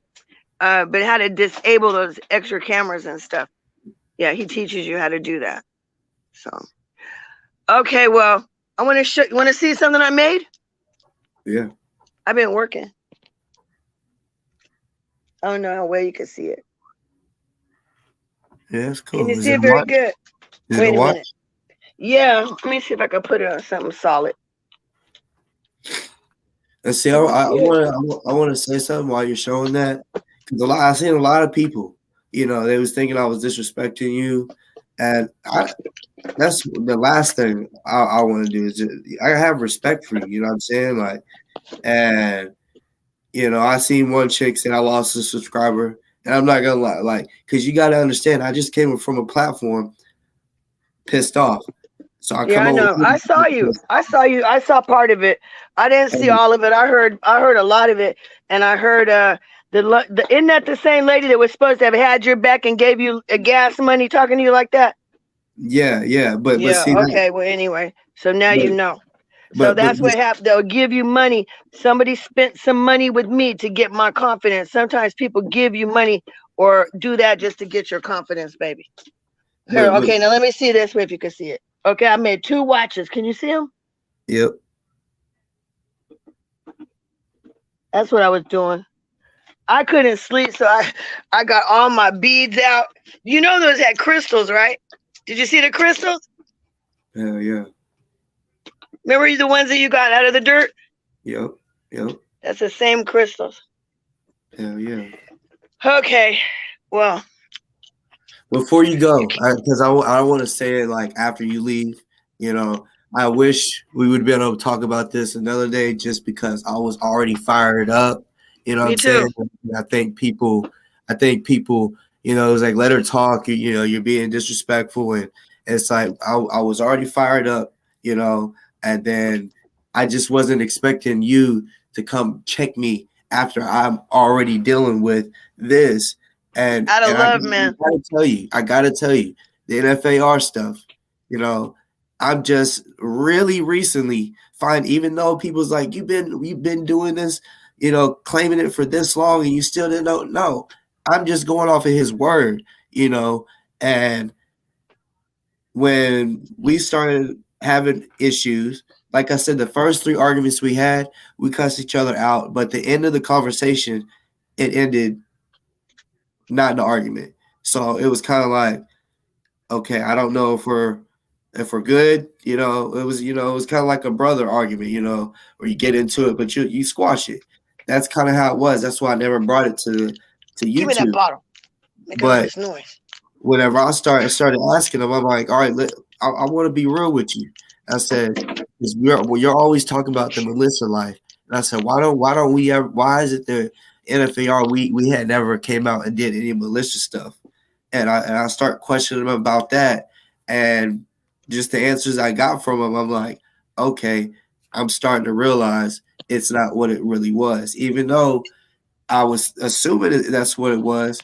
I know Crystal Muhammad, her militia, they was really out getting out and about. Everybody's asking when is NFAR going to come out and about. You know, Can I trust. ask you a question real quick? Yeah, Did you ever email Grandmaster J to the info number at email? Did he ever email you back? no. He never emailed me back either. But see that when So that look, there's another thing. Get in where you fit in. Get in where you fit in. Sometimes, if you have to push that hard to put what how do you say it, a circle into a square peg, if it don't come natural, if it don't feel right. But then if you go too much on feelings like me, you get misled that way too. So that's why it's good to be able to have a balance, a male and a female talking to each other, have an open dialogue, not condemnation, but actually, if I do something to you, say something so I can fix it. yeah, And that's one of the things that when I read, I read those, I read, you push that little button on the side of Tahaka Bay. There's a Dropbox because I make them, because I make my little description, YouTube, right? the And that description. Dropbox, did you read it? Yeah, Read the Dropbox. yeah. Are you talking about today? Yeah, read the Dropbox.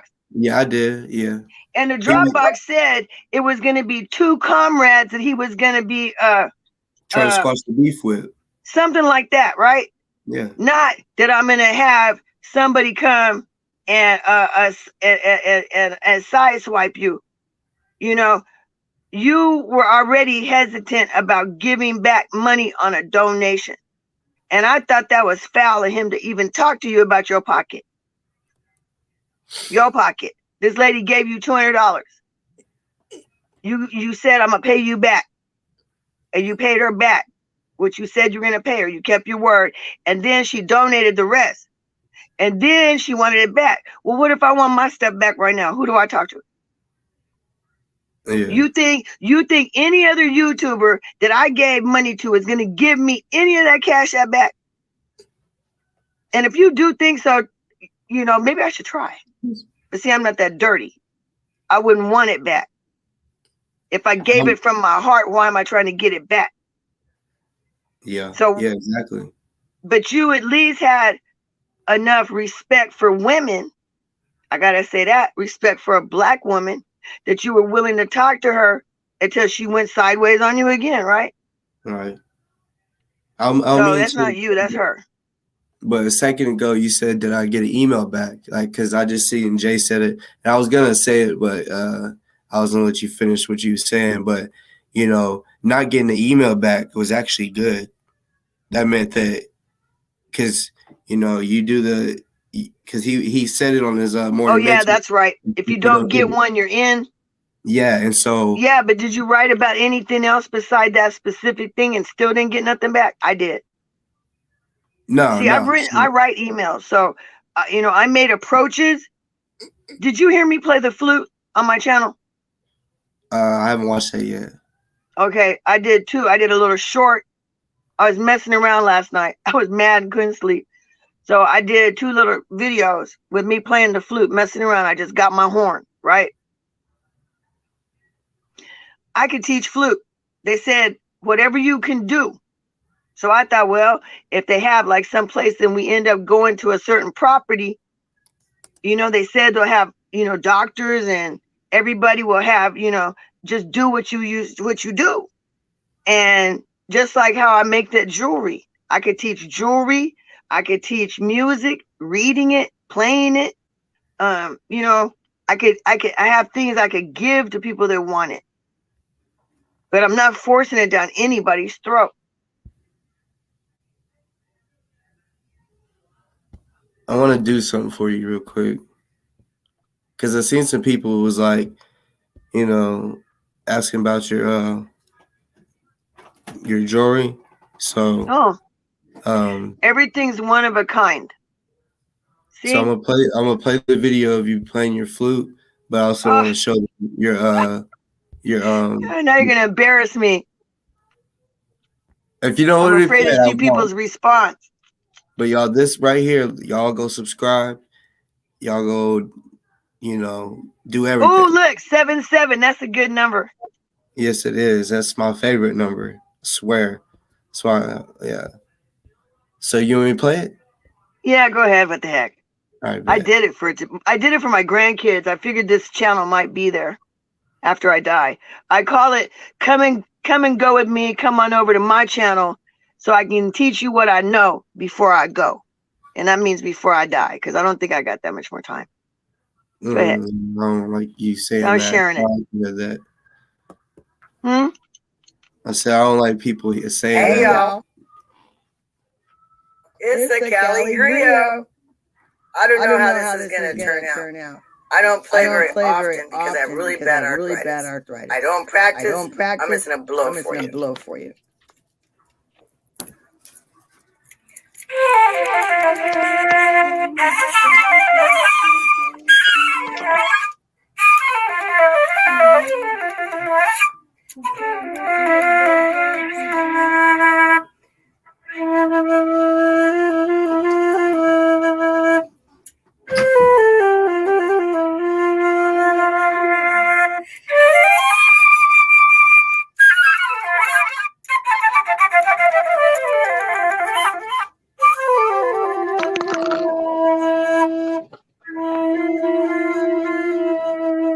Just something I made up. That right there, that reminded me of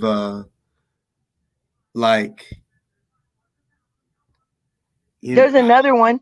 Egyptian, or you know how they like hypnotizing yeah, the, like the snake. Yeah, that's what that Snake charmer. reminds me. There's one more. It's a little longer though. It's another flute. It says horn. I think it says horn. And you hear my dog. I hit this high note, and the damn dog made me start all over again.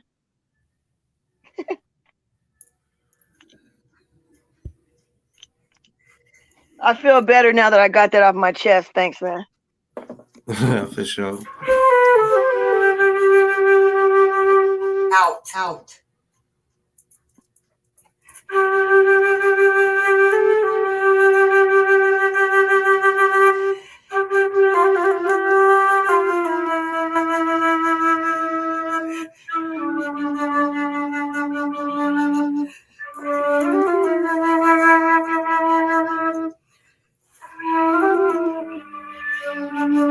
It's hard to show my fingers.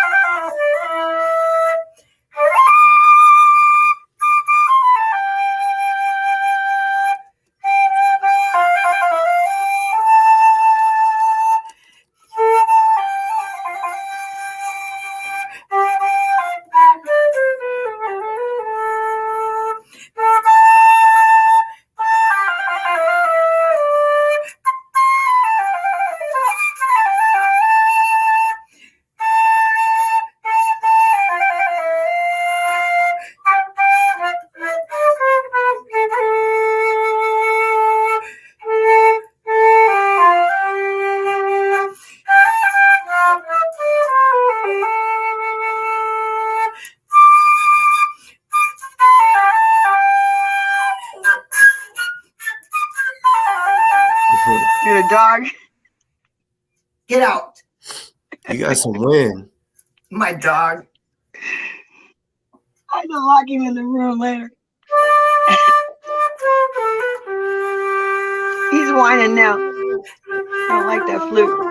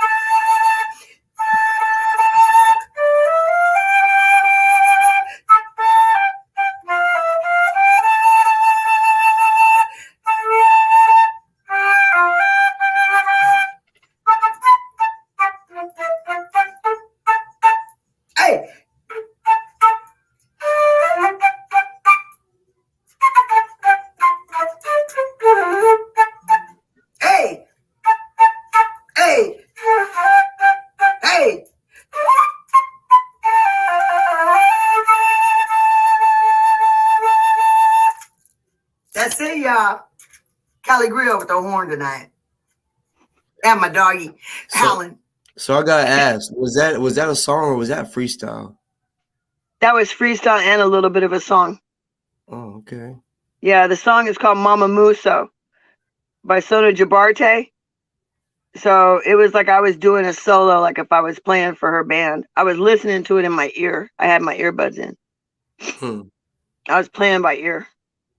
I could play by sight too, like symphony stuff, That's what's up.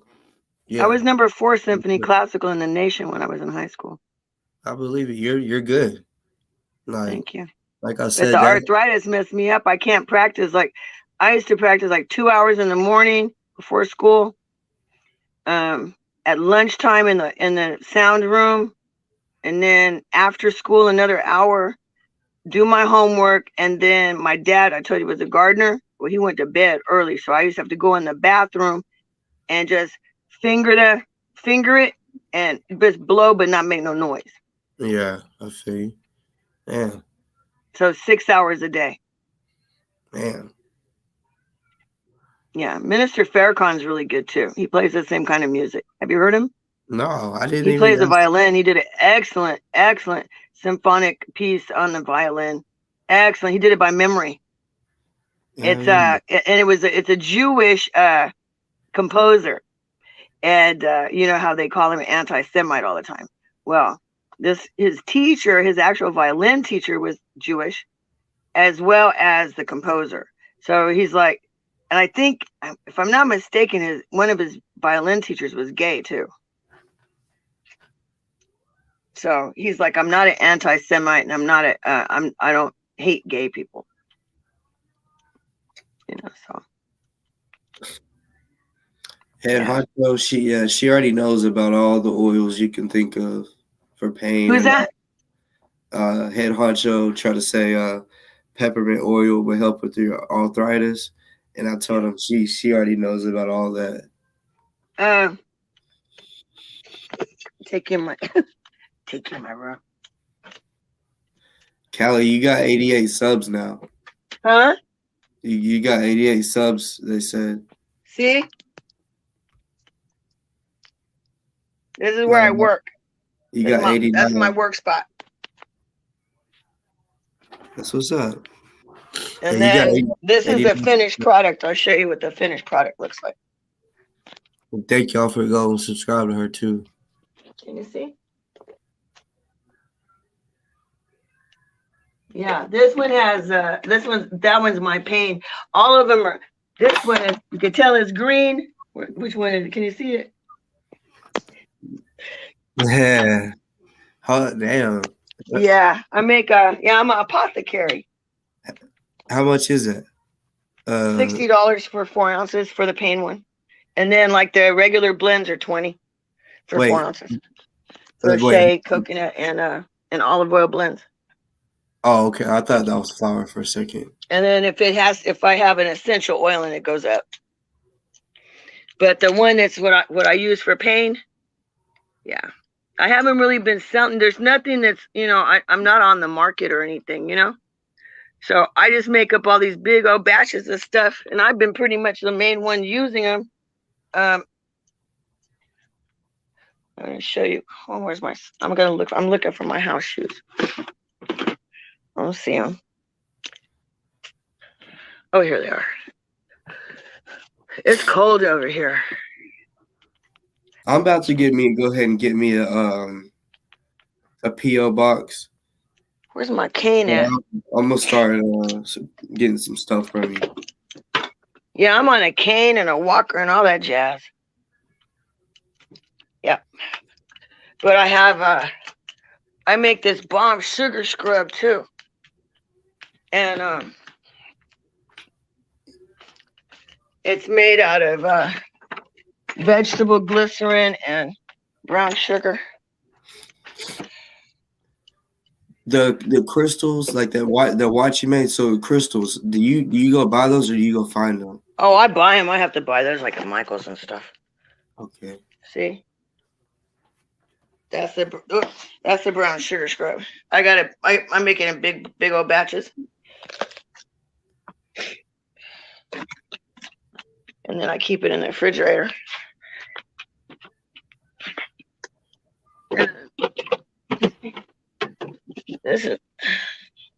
That's my logo. Oops, am I going the wrong way? There we go. Yeah.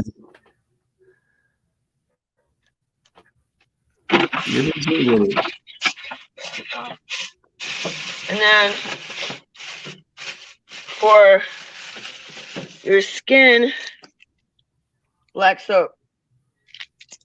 It helps take, like, if you've been picking your face and you got all these like brown, black spots and stuff. That's a and big then I make one. an alcohol. This really helps me. Whew.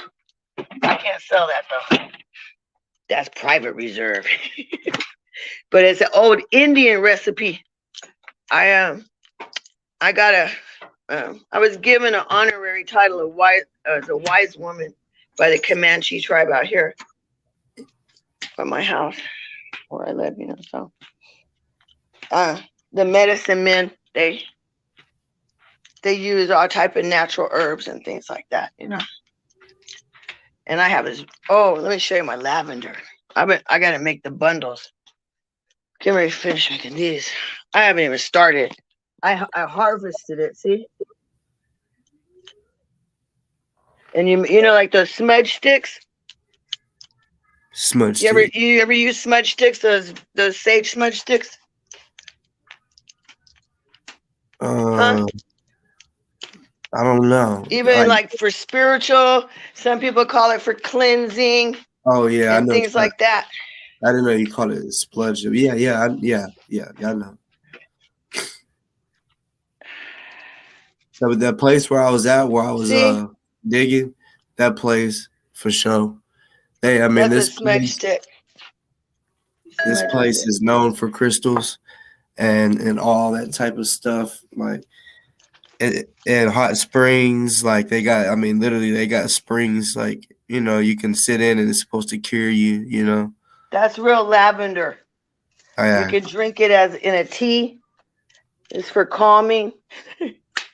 So when you get upset or your kids are upset and you can't settle them down, put a little bit of lavender in a spray bottle and mist them. When they're all hyper and running around crazy, it'll calm them down. Or even when you feel hyper, I had to put the other night. I just made me a blend of some myrrh, some lavender, and some rose oil. That's what I made to calm me down because I was upset. But I got upset again after I watched that thing tonight. So Yeah. But I'll get over it. Oh yeah, that smells good. Yeah, aromatherapy's good. So, well, thanks for having me on. Most definitely. And thanks for letting me show my stuff. And so, what'd you think? You thought it was okay, huh? Yeah. The flute. Yeah, for real. Like I was just sitting there, just trying to just picture what I was trying to imagine where have I heard this from, and yeah, it just reminded me of the hypnotizing like the snakes, and Egyptian stuff. Yeah, that was cool. Yeah. Well, a griot usually plays an instrument called the kora, and it's over a big round gourd, and they pull animal skin around it, and it has a real long neck, and it's kind of like a harp, because you play a harp with both hands. Like the right hand plays the melody, and the left hand plays the chords of the bass on a harp, like of those big ones. So this was probably the first harp. They're never going to give us credit, but almost every instrument was invented. Like the first flute was just a bone or like a stick with a hole in it. I saw the xylophone, and the Africans that had made the xylophone, they just cut up different sizes of wood and put it next to each other, and we're playing it. That's a xylophone, but they don't give us credit for that, or algebra or anything like that. So, yeah, so I made my candles all up. I made a bunch of Crisco candles. I've been having a good time doing that type of stuff. I like do-it-yourself stuff. And then I fixed this. My mother that raised me had a daughter, and she had gave her daughter away at birth. Back then in the 50s, that's what they did. And her daughter came looking for her after she died. And so she thought she was going to be my sister, but we weren't sisters because my mom had given me to her mom. So I fixed the clasp on this and put it. She made these. She passed away. So I was wearing these today. I found them I was clearing out all my beads. I had them all messed up. I sorted them. Yeah, I had a lot of messed up energy, so I did all kind of stuff. So I guess that's a good thing that happened. I've been up and I've been sorting beads and using my energy because I just been wound up tight, and I don't have anybody to talk to. I don't talk to my kids about this stuff. They don't want to hear it. They're too busy trying to make money and do what they do. My daughter just had this 9-pound, 11-ounce baby boy. Damn. I got a brand new grandson on January the 4th. That's just my 2 days old. Congrats. He's big. He looks like he's like 3 months already. 9 pounds, 11 ounces. Yeah, that's ridiculous. His daddy was one of them semi-pro football players at one time for Arizona State. Yeah, he's a big guy. Who's one of them, whatever you call the ones that stop you from getting the ball down the road. I don't know the name of it. Linebacker? Yeah, that's it. I think that's it. And even in Hollywood movies, he's in what you call SAG, the some Screen Actors Guild. Screen Actors Guild. He's real handsome. So he gets parts in little movies and things like that. Gets a little bit extra money for the family, you know. Alrighty. Pick up a little extra paper. For sure. So yeah, I got Michi's album. Have you heard it? No, I didn't even know she had one out. Oh, it's called Revolution. You know, Nina Simone has a song called Misunderstood. And Michi did that song. And I that's how I was like feeling so misunderstood, you know? Just yeah, so I want to get that. I want to play that song. I'm gonna figure that one out. Is it on YouTube or you gotta buy it? No, you gotta buy it. It's $9.99. Okay. But you can't share it or anything. Like if you put it on, I guess you gotta buy it per each device. Cause like I can't play it. I can't even share it to my other devices. So I guess I'm gonna buy another one for my other phone. Cause I love it. Oh, I love it. I'll be playing it back to back. My neighbors was tripping. Mm-hmm. They're like, "Who is that?" Michi was preaching on it's spoken word art, you know. Real good. So, what time is it over there? It is 1:19. My wife is actually calling me, telling me, come to the bed. Somebody asked me, is this clear quartz? She what? Somebody was asking.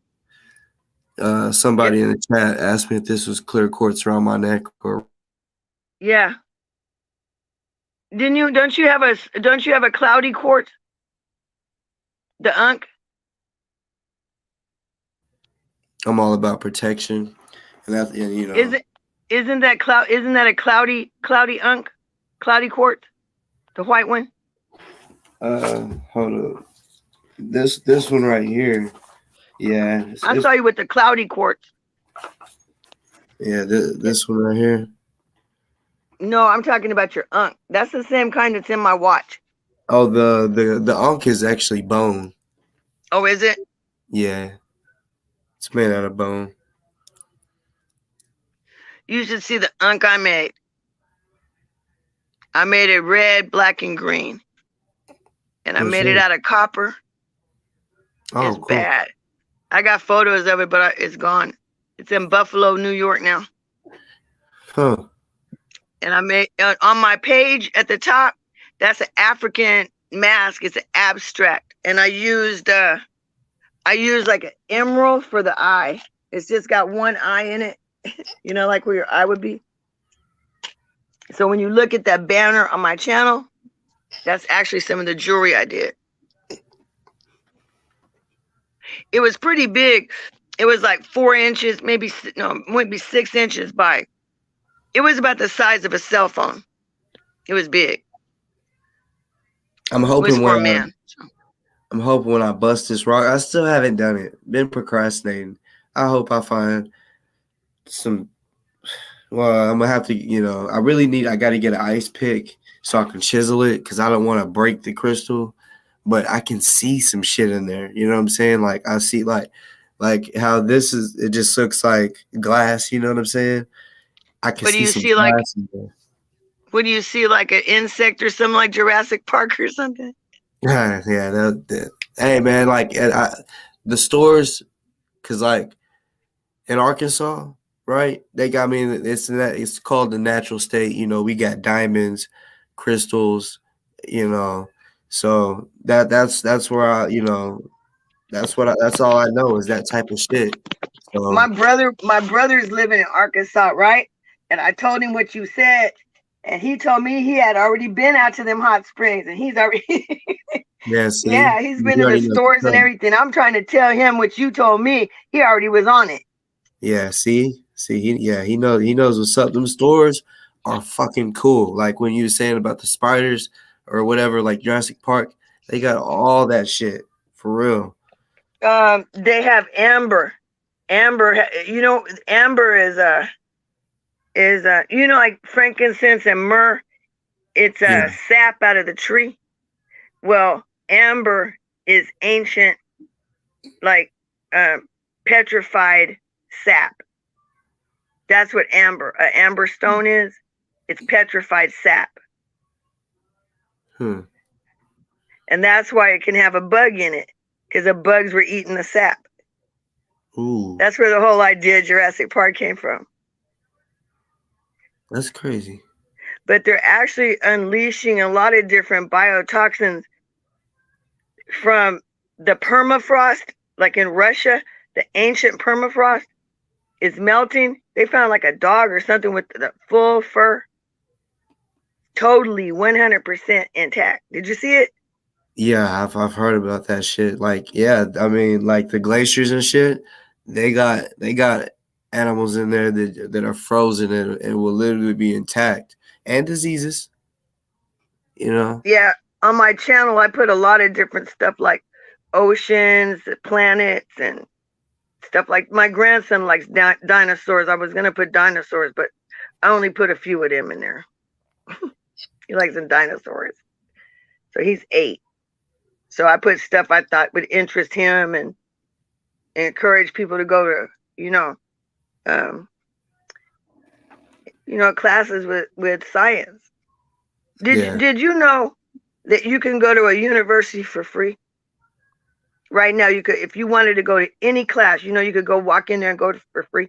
You ain't lying. Cause I've been before I went to college. I had a dude I was cool with. He was a year older than me. He was in college. And he was like, "You can just walk into one of my classes." And I'm like, "Nuh-uh."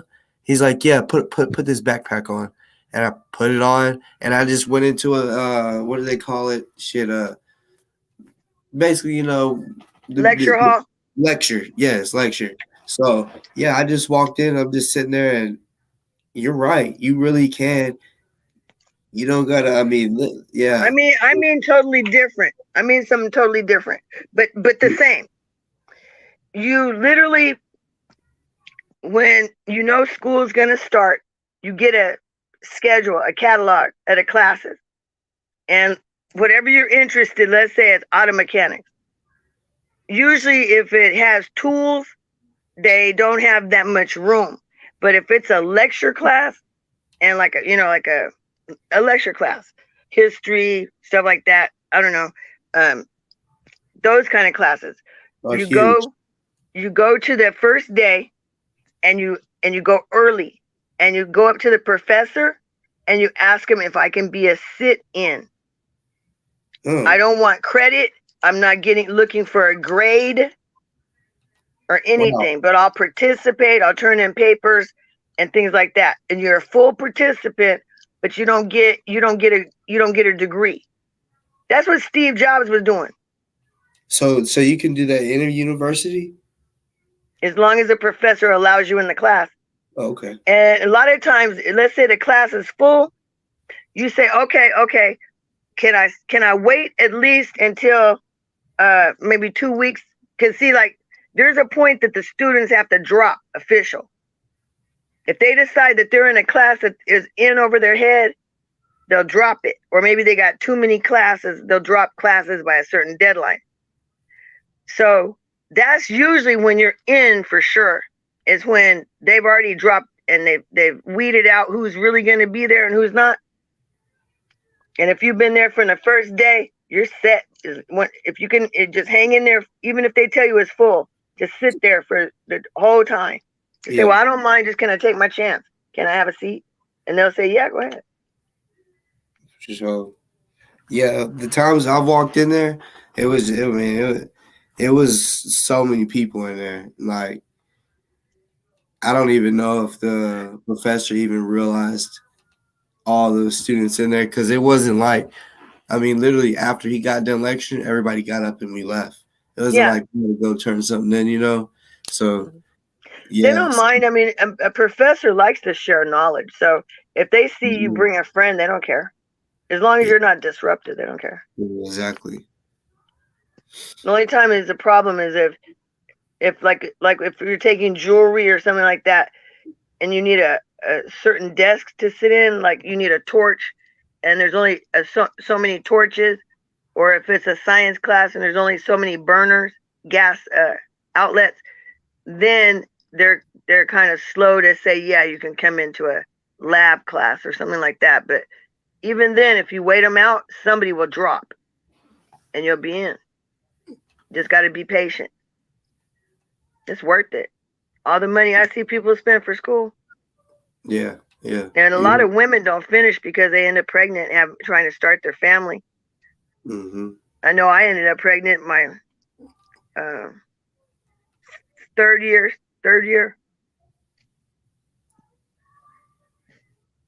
Yeah, but the second one, I was in my third year.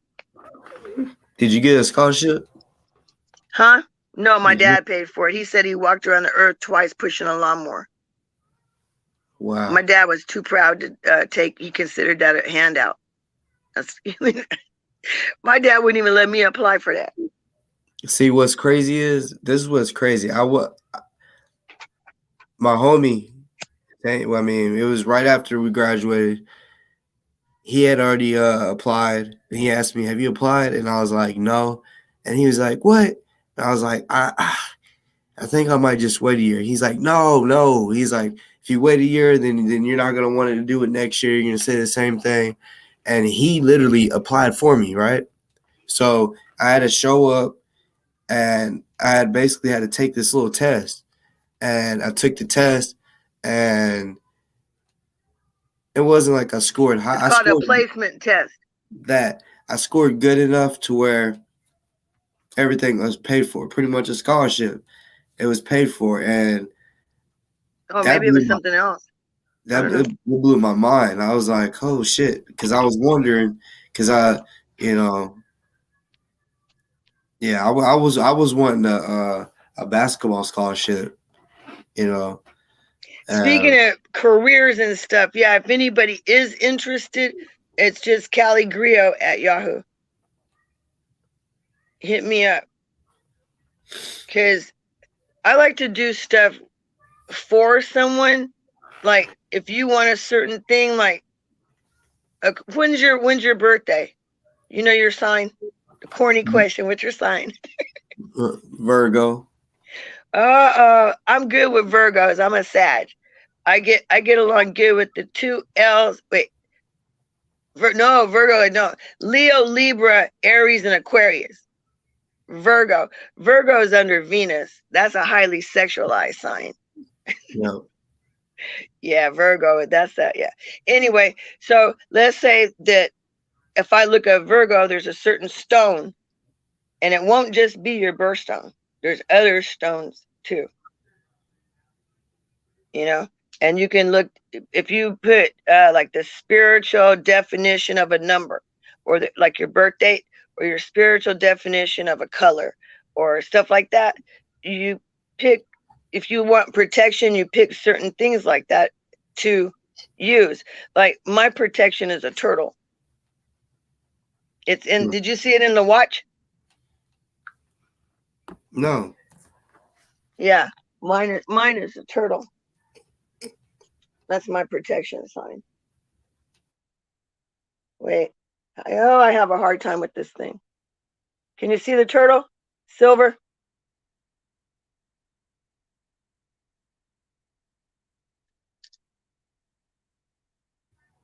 Uh-oh, come on. There. See the little silver things? The animals. Those are turtles. Yeah, that's cool. For protection. That's a protection animal. But not everybody can wear a turtle. It depends on your other stuff too. Or a turtle ring anyway. Okay, man. Anything that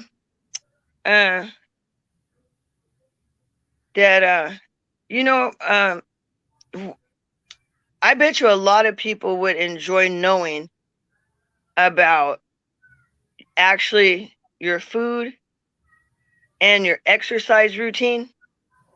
And if you go on, when you go on your channel thing, you know how you go into your channel?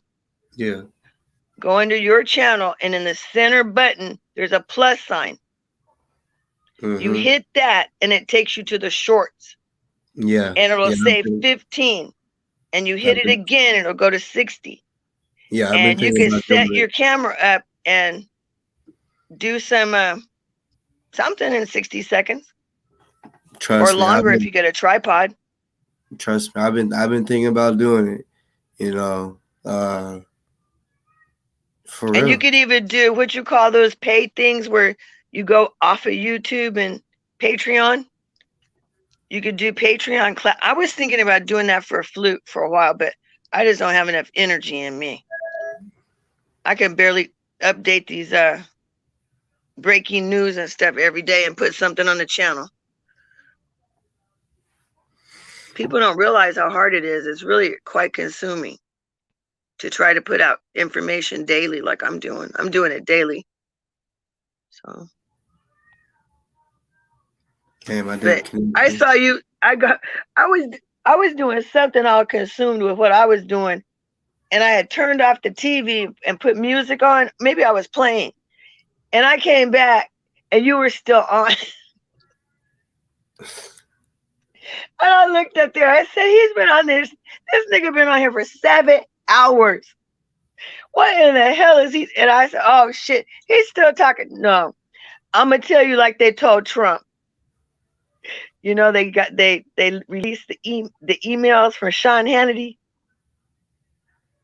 You know, he's on Fox News.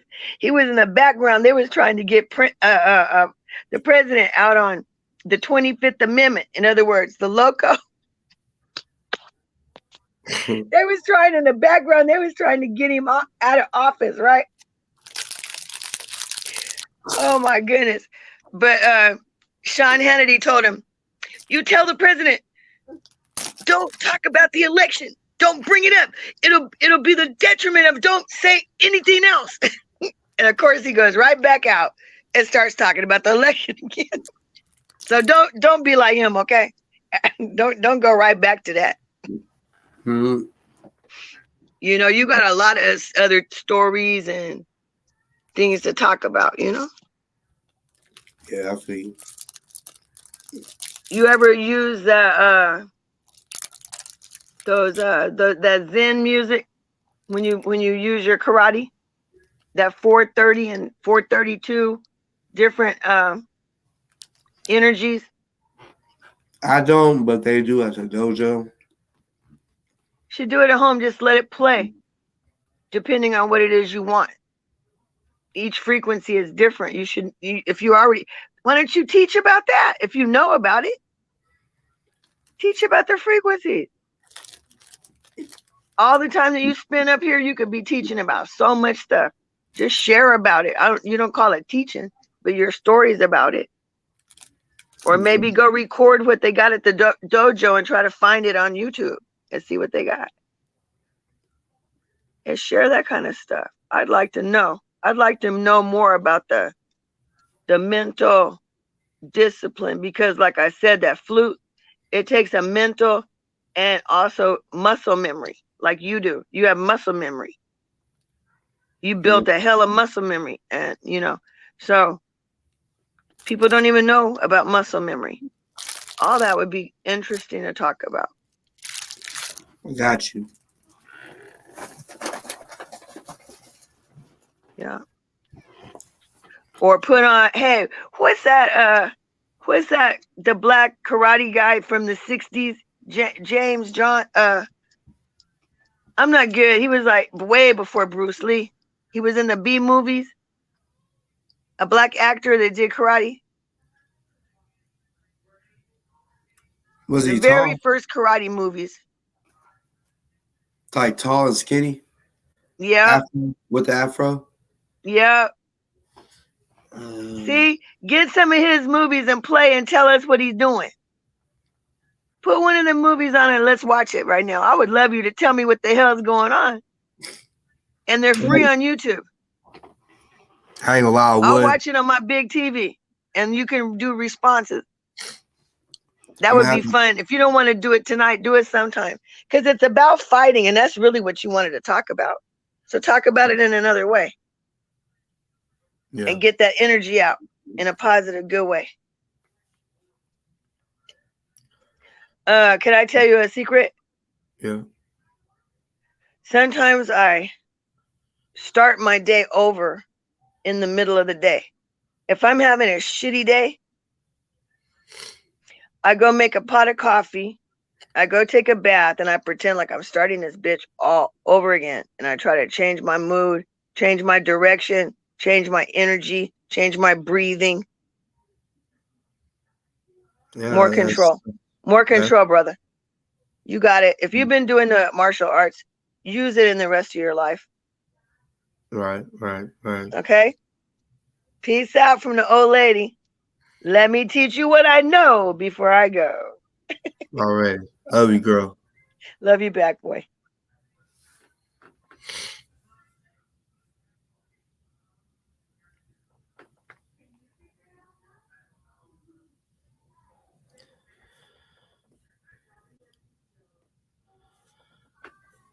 So yeah, I'm gonna get off here.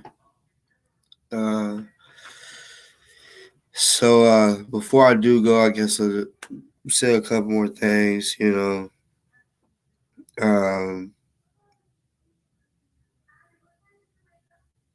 need to do, like, I've seen a lot of shit that some people were saying in the chat.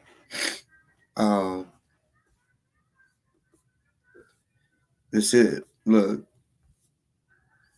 somebody said I got 950 subscribers. Fuck yeah, like, I salute that. You know what I'm saying? Anybody that's trying to do a podcast or whatever, that's one of their goals, not the only goal. Motherfuckers want to say I'm doing shit for views, like on Tark and shit. My goal was not to go over there to gain subscribers. It was to revenge, a mission. It was a mission, straight up. And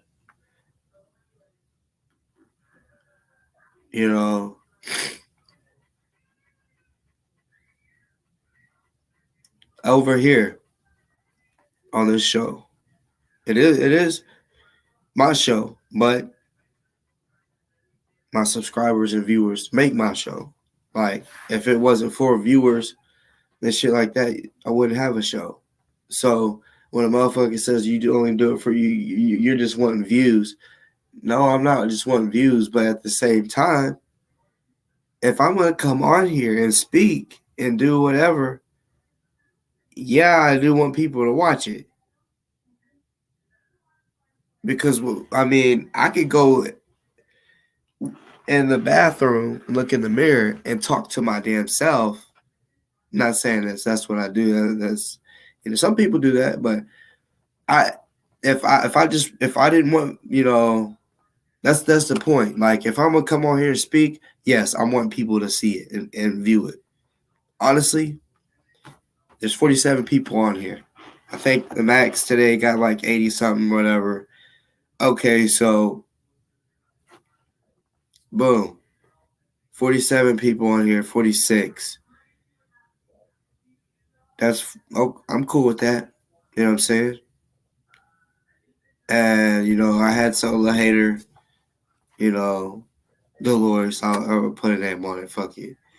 It's like, oh yeah, he be on his lives doing 7-hour shows, 6-hour shows with only 20 viewers. Okay. So what? I've learned that my viewers come later on.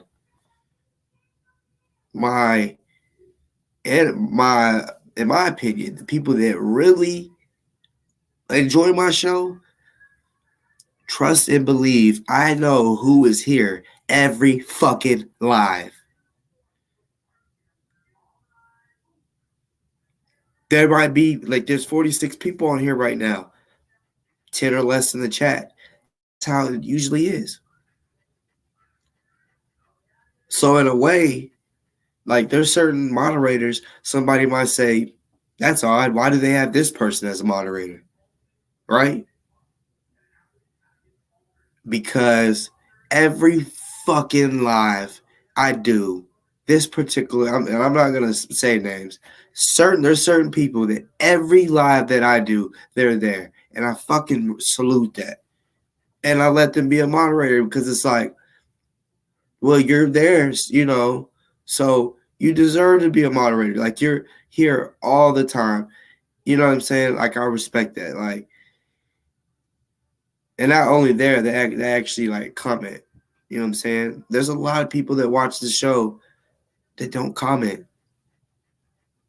I really wish you could see who viewed your. I hope YouTube changes that one day so you can see who views it. You feel me? That'd be cool as fuck. Because I'll be wondering. I've always said there's 45 on here. There could be one op or one cop on here. And I know that's for sure. There's somebody watching me right now that don't like me. They want to see, oh, what is he saying? You know what I'm saying? I bet when Toronto ended his show, they was like, oh, let's go over there. Let's see what he's saying. Delta, over here watching my shit. Could be on here right now. Don't know. Don't care. When I said that, it was at 46, and then it's at 45. That could have been him. You know what I'm saying? When I said, yeah, Delta's on here. And he's like, fuck this. I'm clicking out. But y'all got to understand something, y'all.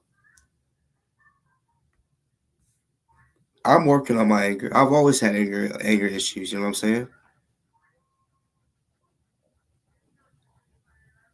And honestly, I might be that way for the rest of my life. Grow old and be a grumpy ass motherfucker.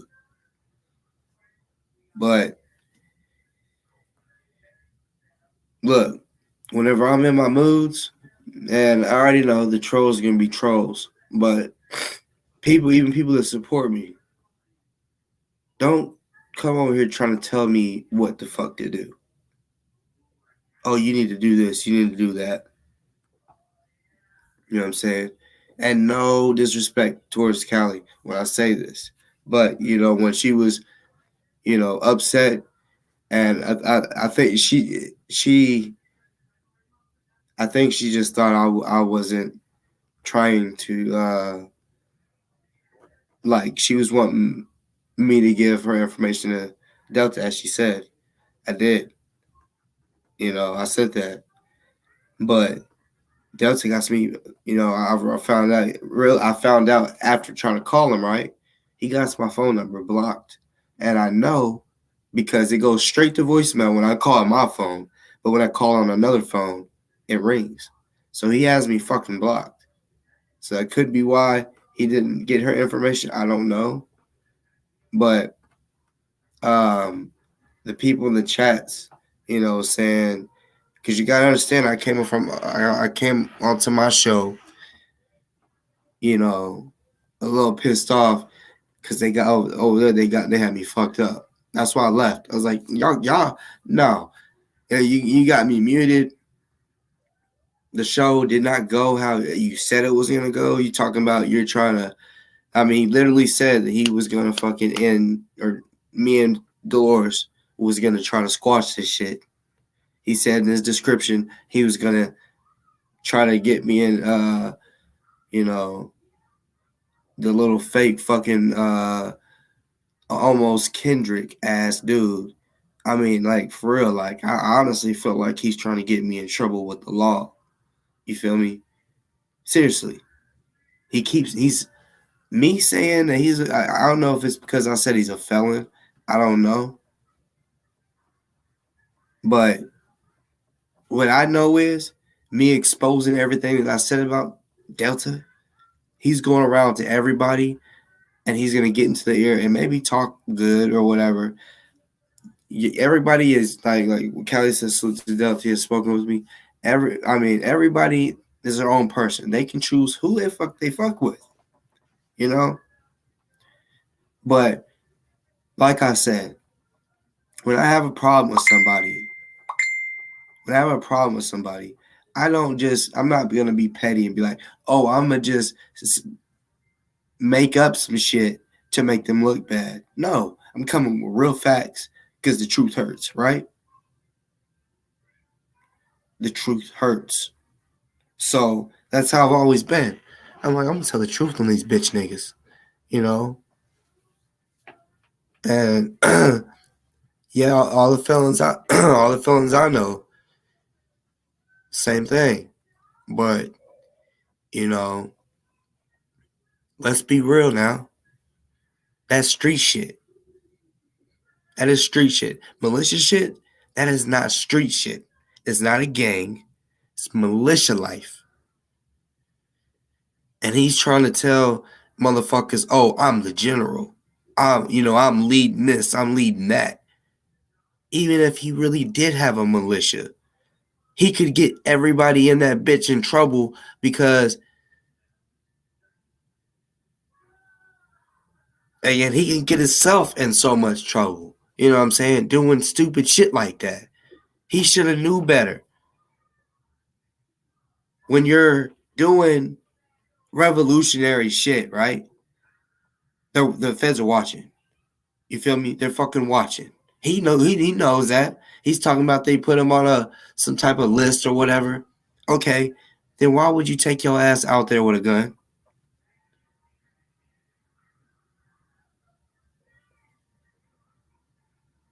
They got photo recognition these days.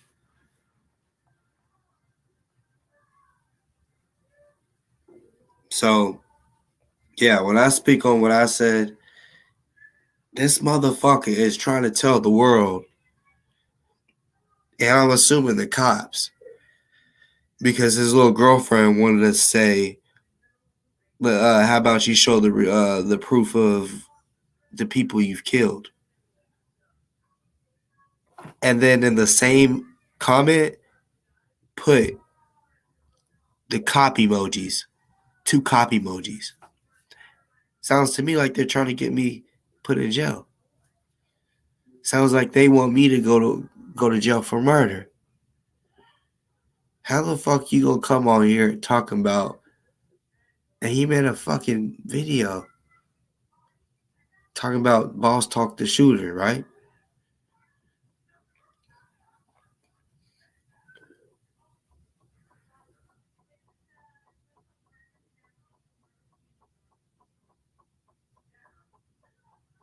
If it ain't, put it this way, if it ain't a legal body, meaning it was self-defense or whatever, you know what I'm saying? Like, And I'm not. I'm not. Look, look. If it ain't a legal body, a motherfucker would be dumb to admit to a body. Even if they say they got a body, okay, well, prove that. You know what I'm saying? Prove that. Prove it. And even if you knew a motherfucker got a body, prove it. And that's what I'm waiting on them to do. Is to prove it. You know what I'm saying? Cause like,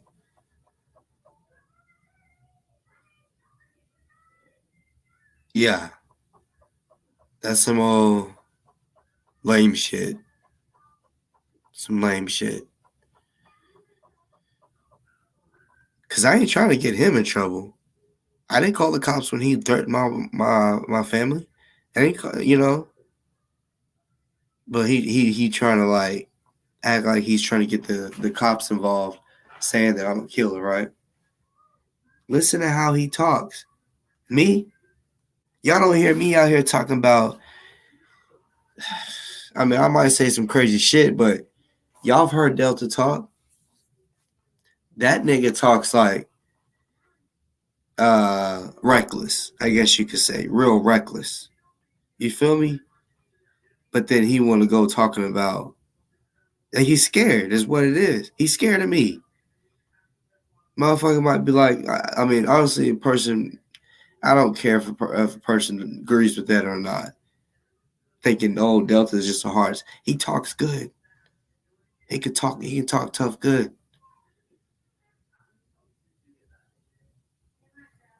Bruh, like, I'm not capping. I really am a dangerous weapon. Legally, I'm a fucking dangerous weapon. I am certified. I am documented as a fucking dangerous weapon. You know what I'm saying? Documented as a dangerous weapon. I am a weapon with no weapon. And if I have a weapon, I know how to control every weapon out there. A stick, a pole. I'll fucking nigga up with a long pole. We call it a staff. Nunchucks is my favorite weapon. I'm cold with nunchucks. I'm talking about real fast shit. And wish, you know what I'm saying? I can, and you know, nunchucks are illegal unless you're a martial artist. So I can have it. Swords. We got to learn it all, martial arts. We got it all. As martial artists, we got to have every weapon. Because when you come to class, oh, today, it's like, get your swords out. See, it's crazy. When you go to class, you got to bring all your weapons. It's so much shit. You know what I'm saying? And once you start, you might not have the money to get it all at once. So over time, so if you don't have it, they'll let you use, you know, theirs. But you eventually want to get your own so you can practice at home. So how to work the swords. You know what I'm saying? The strikes on the swords. You know what I'm saying? You know what I'm saying? There's and you got to get strong. You got to get your body conditioned with the sword, holding the sword out just like this. Swords are heavy. Swords are heavy. So I'm talking about you hold the sword and just hold your arm out like this. And then before long, all this shit's going to be burning. You know, but it's conditioning your body. That's why I said Delta can't fuck with me and fight. That's why I call him Soft Knuckle Delta. Because he has to have gloves to punch on a punching bag. You won't really, I mean, I've punched punching bags with gloves on. But mostly you won't ever see me, I don't think, oh, I need my gloves to go work out. I got a punching bag downstairs, y'all. I have a mini dojo in my motherfucking house. All the gear that you can need to learn and for me to teach. I got all the little headgear, feet gear, gloves for the kids to spar. Oh yeah, the kids here, they be fighting. It's just like basketball. You can do drills and all that, but have them scrimmage. If they're not scrimmaging, they're not getting enough tick. We call it tick time. They're not getting enough time on the court playing the real game. Yeah, they might practice. You might be showing them drills and shit. Yes, they need that. But they also need scrimmaging. I scrimmage every practice. My kid, we got a tournament starts tomorrow. You know what I'm saying? It's a 2-day tournament. So, and we playing up. He whooped the shit out the team last game. So yeah, I hope wish me luck on that tomorrow. Tomorrow night. But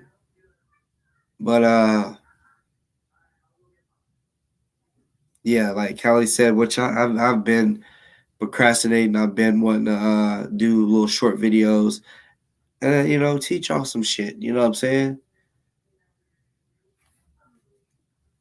Head honcho, that's what I do for a living. I have side hustles, many different little small things of how I make money. You know what I'm saying? Because like my wife, really, she's the one that was like, oh, I want to like get a t-shirt press. That's how we was able to get make the t-shirts for Ozone. But that is something that we do. You know what I'm saying? So, well, really, she does. That's really her thing. But I know how to do it. But that's not a full-time job yet. It hasn't got there. It's just, here and there. So it's just we invest, like when we get like say income tax, we don't just blow it. We invest in shit that is gonna make us money, type shit. So I'll keep buying gear, martial art gear, because I have students. 27 students, kids, and like six adults that I teach here at home.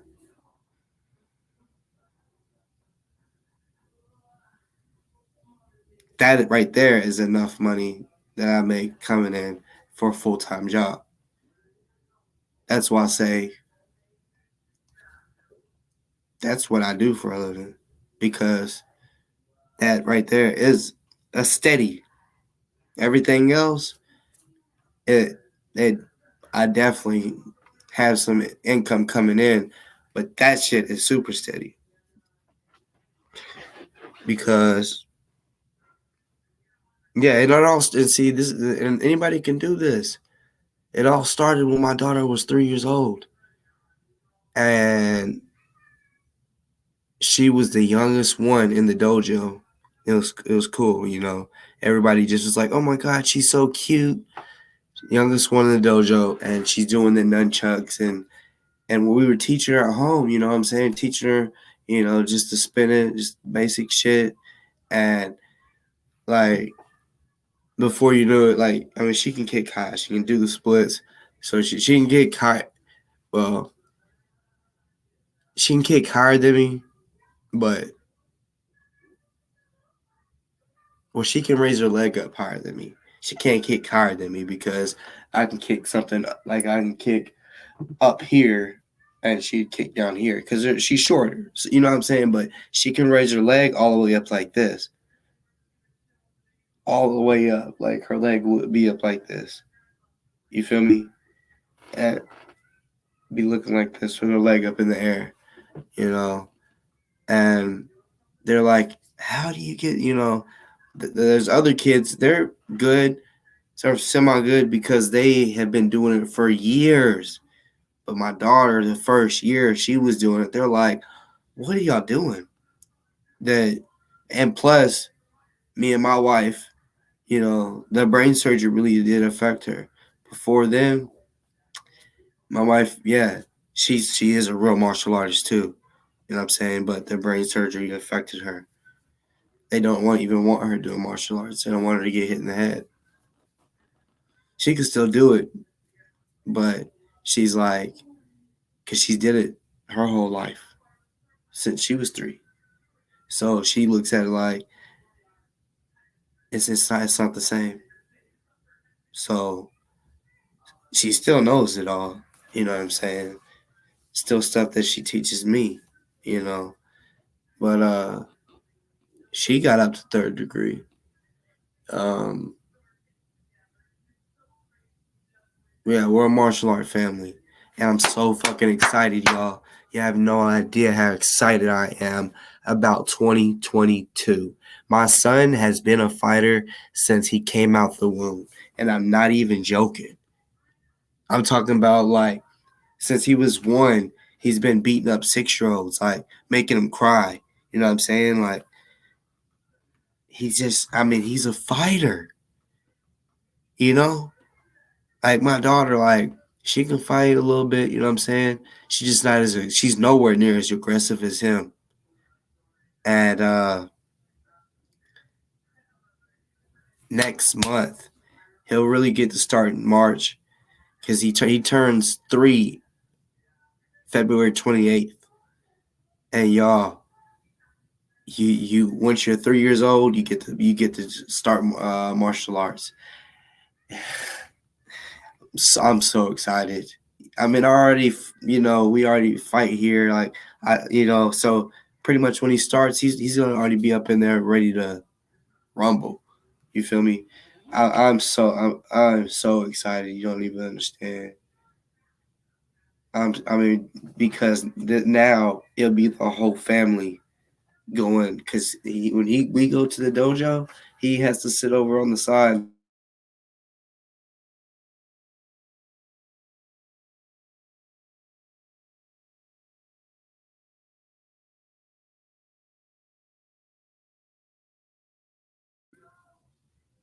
Yeah, he gets to start. I can't wait. You don't understand. I can't fucking wait. I cannot fucking wait to see him in his gi for the first time. Oh man. You know what I'm saying? I can't wait to see him get his first black belt. Milestones. And I'm literally gonna try to make him the best fighter I've ever seen. That's not even just no cap. Like I know how to get it done. The kids that I teach, I gotta be a little soft on because if I'm too aggressive, some of them might cry or whatever. So you gotta know what you're working with. But with my kid, it's gonna be a little different. He's already aggressive, and they gotta spar. I got the headgear with the plastic thing because in ATA we have to have the plastic thing that goes over your face because we there's too many broken noses.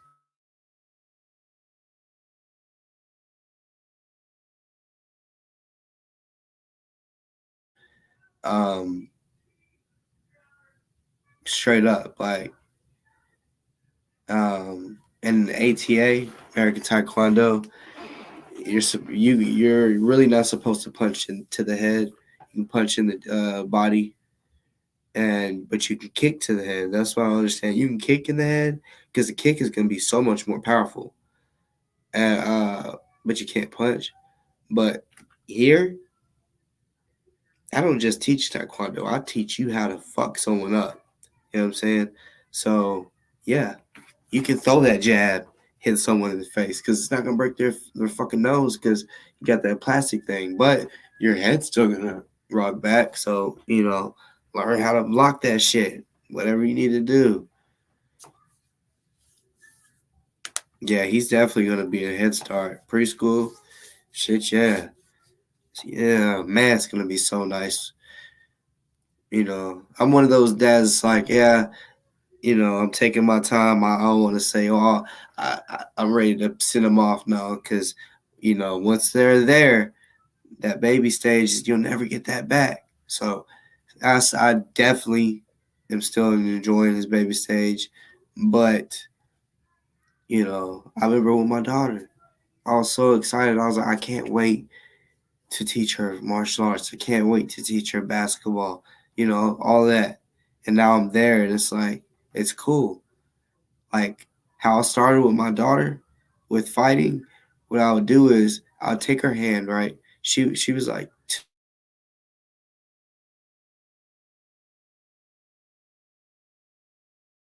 years old. He's 2, and he's already like punching, and with both hands, like you know she was not doing that. I'm talking about around 3, had to pick her hand up and say, I took her hand, and it was like, do this. So I'm grabbing her hand, and I'm hitting my face. So she kind of did it. So I'd always do that. I'll tap my face, hit me, and she'd smack me. And over time, it got harder and harder and harder. And I still got this video. She was such a cutie, you know what I'm saying? I think she might have been 4. And I said, slap me. And she was like, I was like, for real, slap, come on. And I was like, that's a pretty good one. I said, let me get a 2-piece. And it was so funny on the video because the first time I asked her to hit me, she got all shy looking. I'm like, no, hit me. She smacked me. I was like, okay. Let me see a 2-piece. And she, pop, pop. And I was like, oh, shit. And yeah, like it was a good one. Like I was like, yep. Now it's to the point where I'm not gonna be asking her all the time. Let me see what you got, But yeah, I've done it with my son. I've he's. I mean, I asked him. I'm talking about maybe Thanksgiving break. He's out of town. He's in the room. I was laying on the end of the bed, and I'm like, "Come on, let me see what you got, nigga." And he, and it was a pretty good one. But I was like, "Come on, like I want to see if you can get any harder than that." And he hit me with a boom, boom, boom, boom, and one hit me in my ear, and I said, like, cause he kept hitting, right, just whoa, whoa, and he hit me in my ear, and I said, whoa, I said, hold up, shit, like that was, it was a good one. I said, damn, boy, 2 years old. So I don't know if that's one of them things where it's like later on in life we're gonna look back and say he was meant to fight, or if because like we got the little basketball goals hang up on the. We got a nice one from Academy. I think they got the best one out there. But I mean, he can shoot. You know what I'm saying? Takes the ball and shoot it up there, and see, like most kids, they'll just shoot. If they miss, they'll just walk off. He'll sit there and shoot. It doesn't matter if he misses or makes it. He stays there and just keeps shooting. And that's, I know. He's just consistency of him just staying there, just wanting to do it, not being told, "Hey, do it." No, he wants to keep shooting, and that's why I believe, yeah, only time will tell. You know what I'm saying? If I'm doing YouTube in 10 years, 15 years, when my son is in high school or college, because trust me, if I'm still doing this type of shit, podcast and shit, I don't know. 10 years ago, I look back 10 years ago, and I hate that question. Where do you see yourself in 10 years? Because when I think back 10 years ago, I never would have thought I would be where I'm at right now, doing what I'm doing in my daily life. You feel me? Mindset wise, too. 10 years ago, I graduated. This last October, really May of 2021, was 10 years of my graduation. But the 10-year anniversary was in October. And 10 years ago, bruh, like, I done did so much different shit, seen so much shit in that 10 years. Like, I didn't even go to my high school reunion because I'm like, one, we've all changed. We all, we're probably all parents. We we probably be expecting this person to be this way. You know what I'm saying? So it's like, no, we all definitely changed. I know I definitely changed. Still kind of the same way, but no, like I changed. Like I was always wanting to go get drunk, party. It was just a thing where he's always looking for women, a new one every day. 365 days in a year. If you get a new one every day, that's 365 women in a year. Who does that, right? And there would be times where, homies would be like, let's see if we can pull more than one. Ended up doing 4 one day. 4. I'm not talking about like getting the number. I'm talking about, and it's like, that's the shit that the people I went to high school was on. Competition. Seeing who can get this girl's number, who can smash, shit like that. 10 years ago. And I'm a little different nowadays. You know what I'm saying? I ain't trying to look for a woman every fucking day. What the fuck? Hell to the no. Yeah, I'm married, but even if I wasn't married, like, fuck that. Like, looking for a different woman every day, that was a lot of work. Which really, at the same time, it wasn't a lot of work because I went to school with so many people. 10th, 11th, and 12th grade when I went to high school. My graduating class, there was 2,500. So 2,500 seniors, and there was more sophomores than all of us. So there was like 3,000 sophomores, 2,000 and something juniors, and 2,500 seniors. There was a lot of kids in our school. I seen a new person every day. I'm like, damn, this person is new. No, I've been going here the whole year, or since 10th grade. What? But all right, y'all. I literally took this a whole hour after I said, Truth said your wife is waiting. It's been almost a whole hour since then. She knows how I get. I just start talking. But yeah, I love y'all. You know what I'm saying? If she's asleep, I'm going to get up on her and tell her, hey, wake up, baby. You know what I'm saying? Spend that time.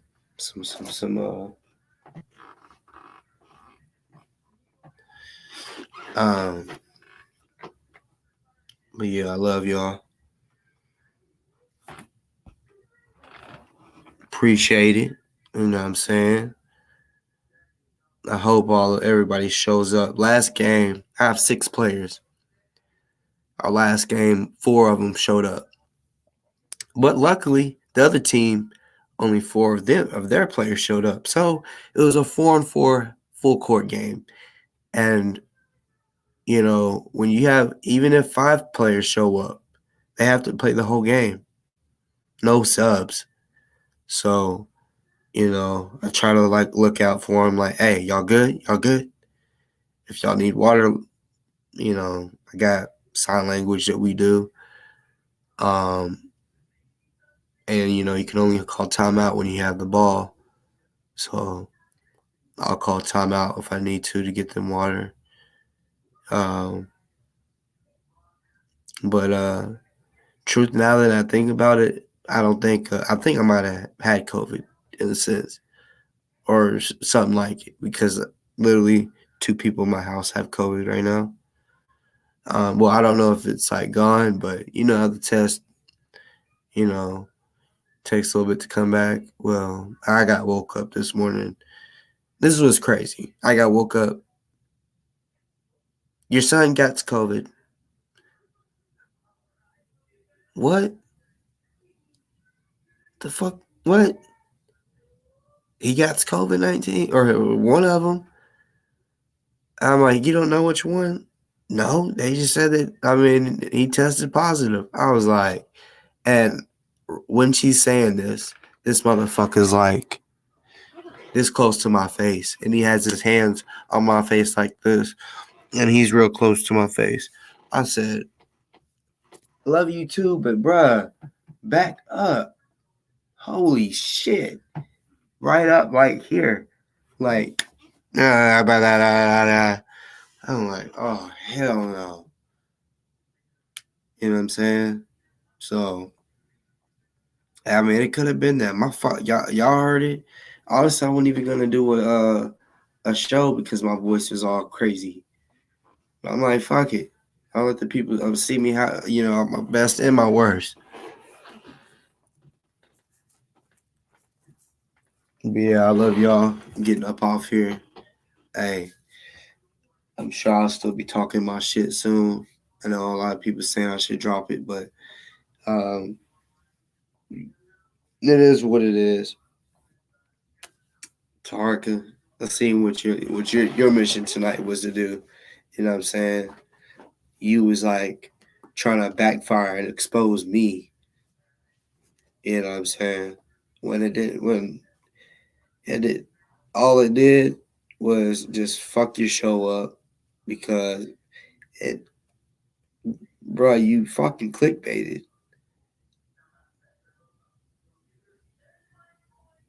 You know what I'm saying?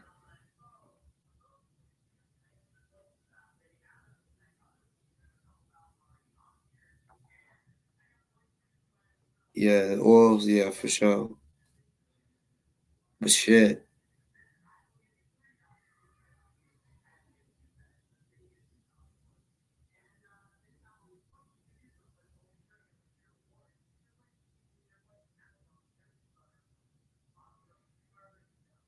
Trust me, I definitely be using the eucalyptus faithfully. I be. It's like I'm doing breathing exercises when I'm doing using the eucalyptus. I get a hot ass bowl of water, pour some eucalyptus in, and I'm.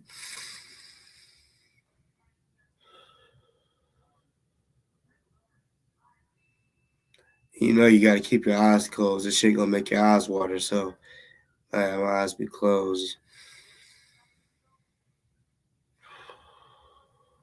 But yeah, y'all, I'm out this bitch. I love y'all. You know what I'm saying?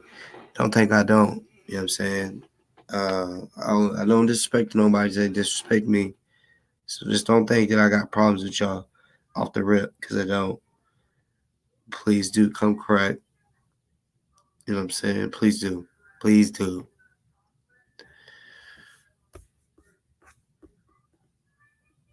Because there's a lot of motherfuckers that got me fucked up.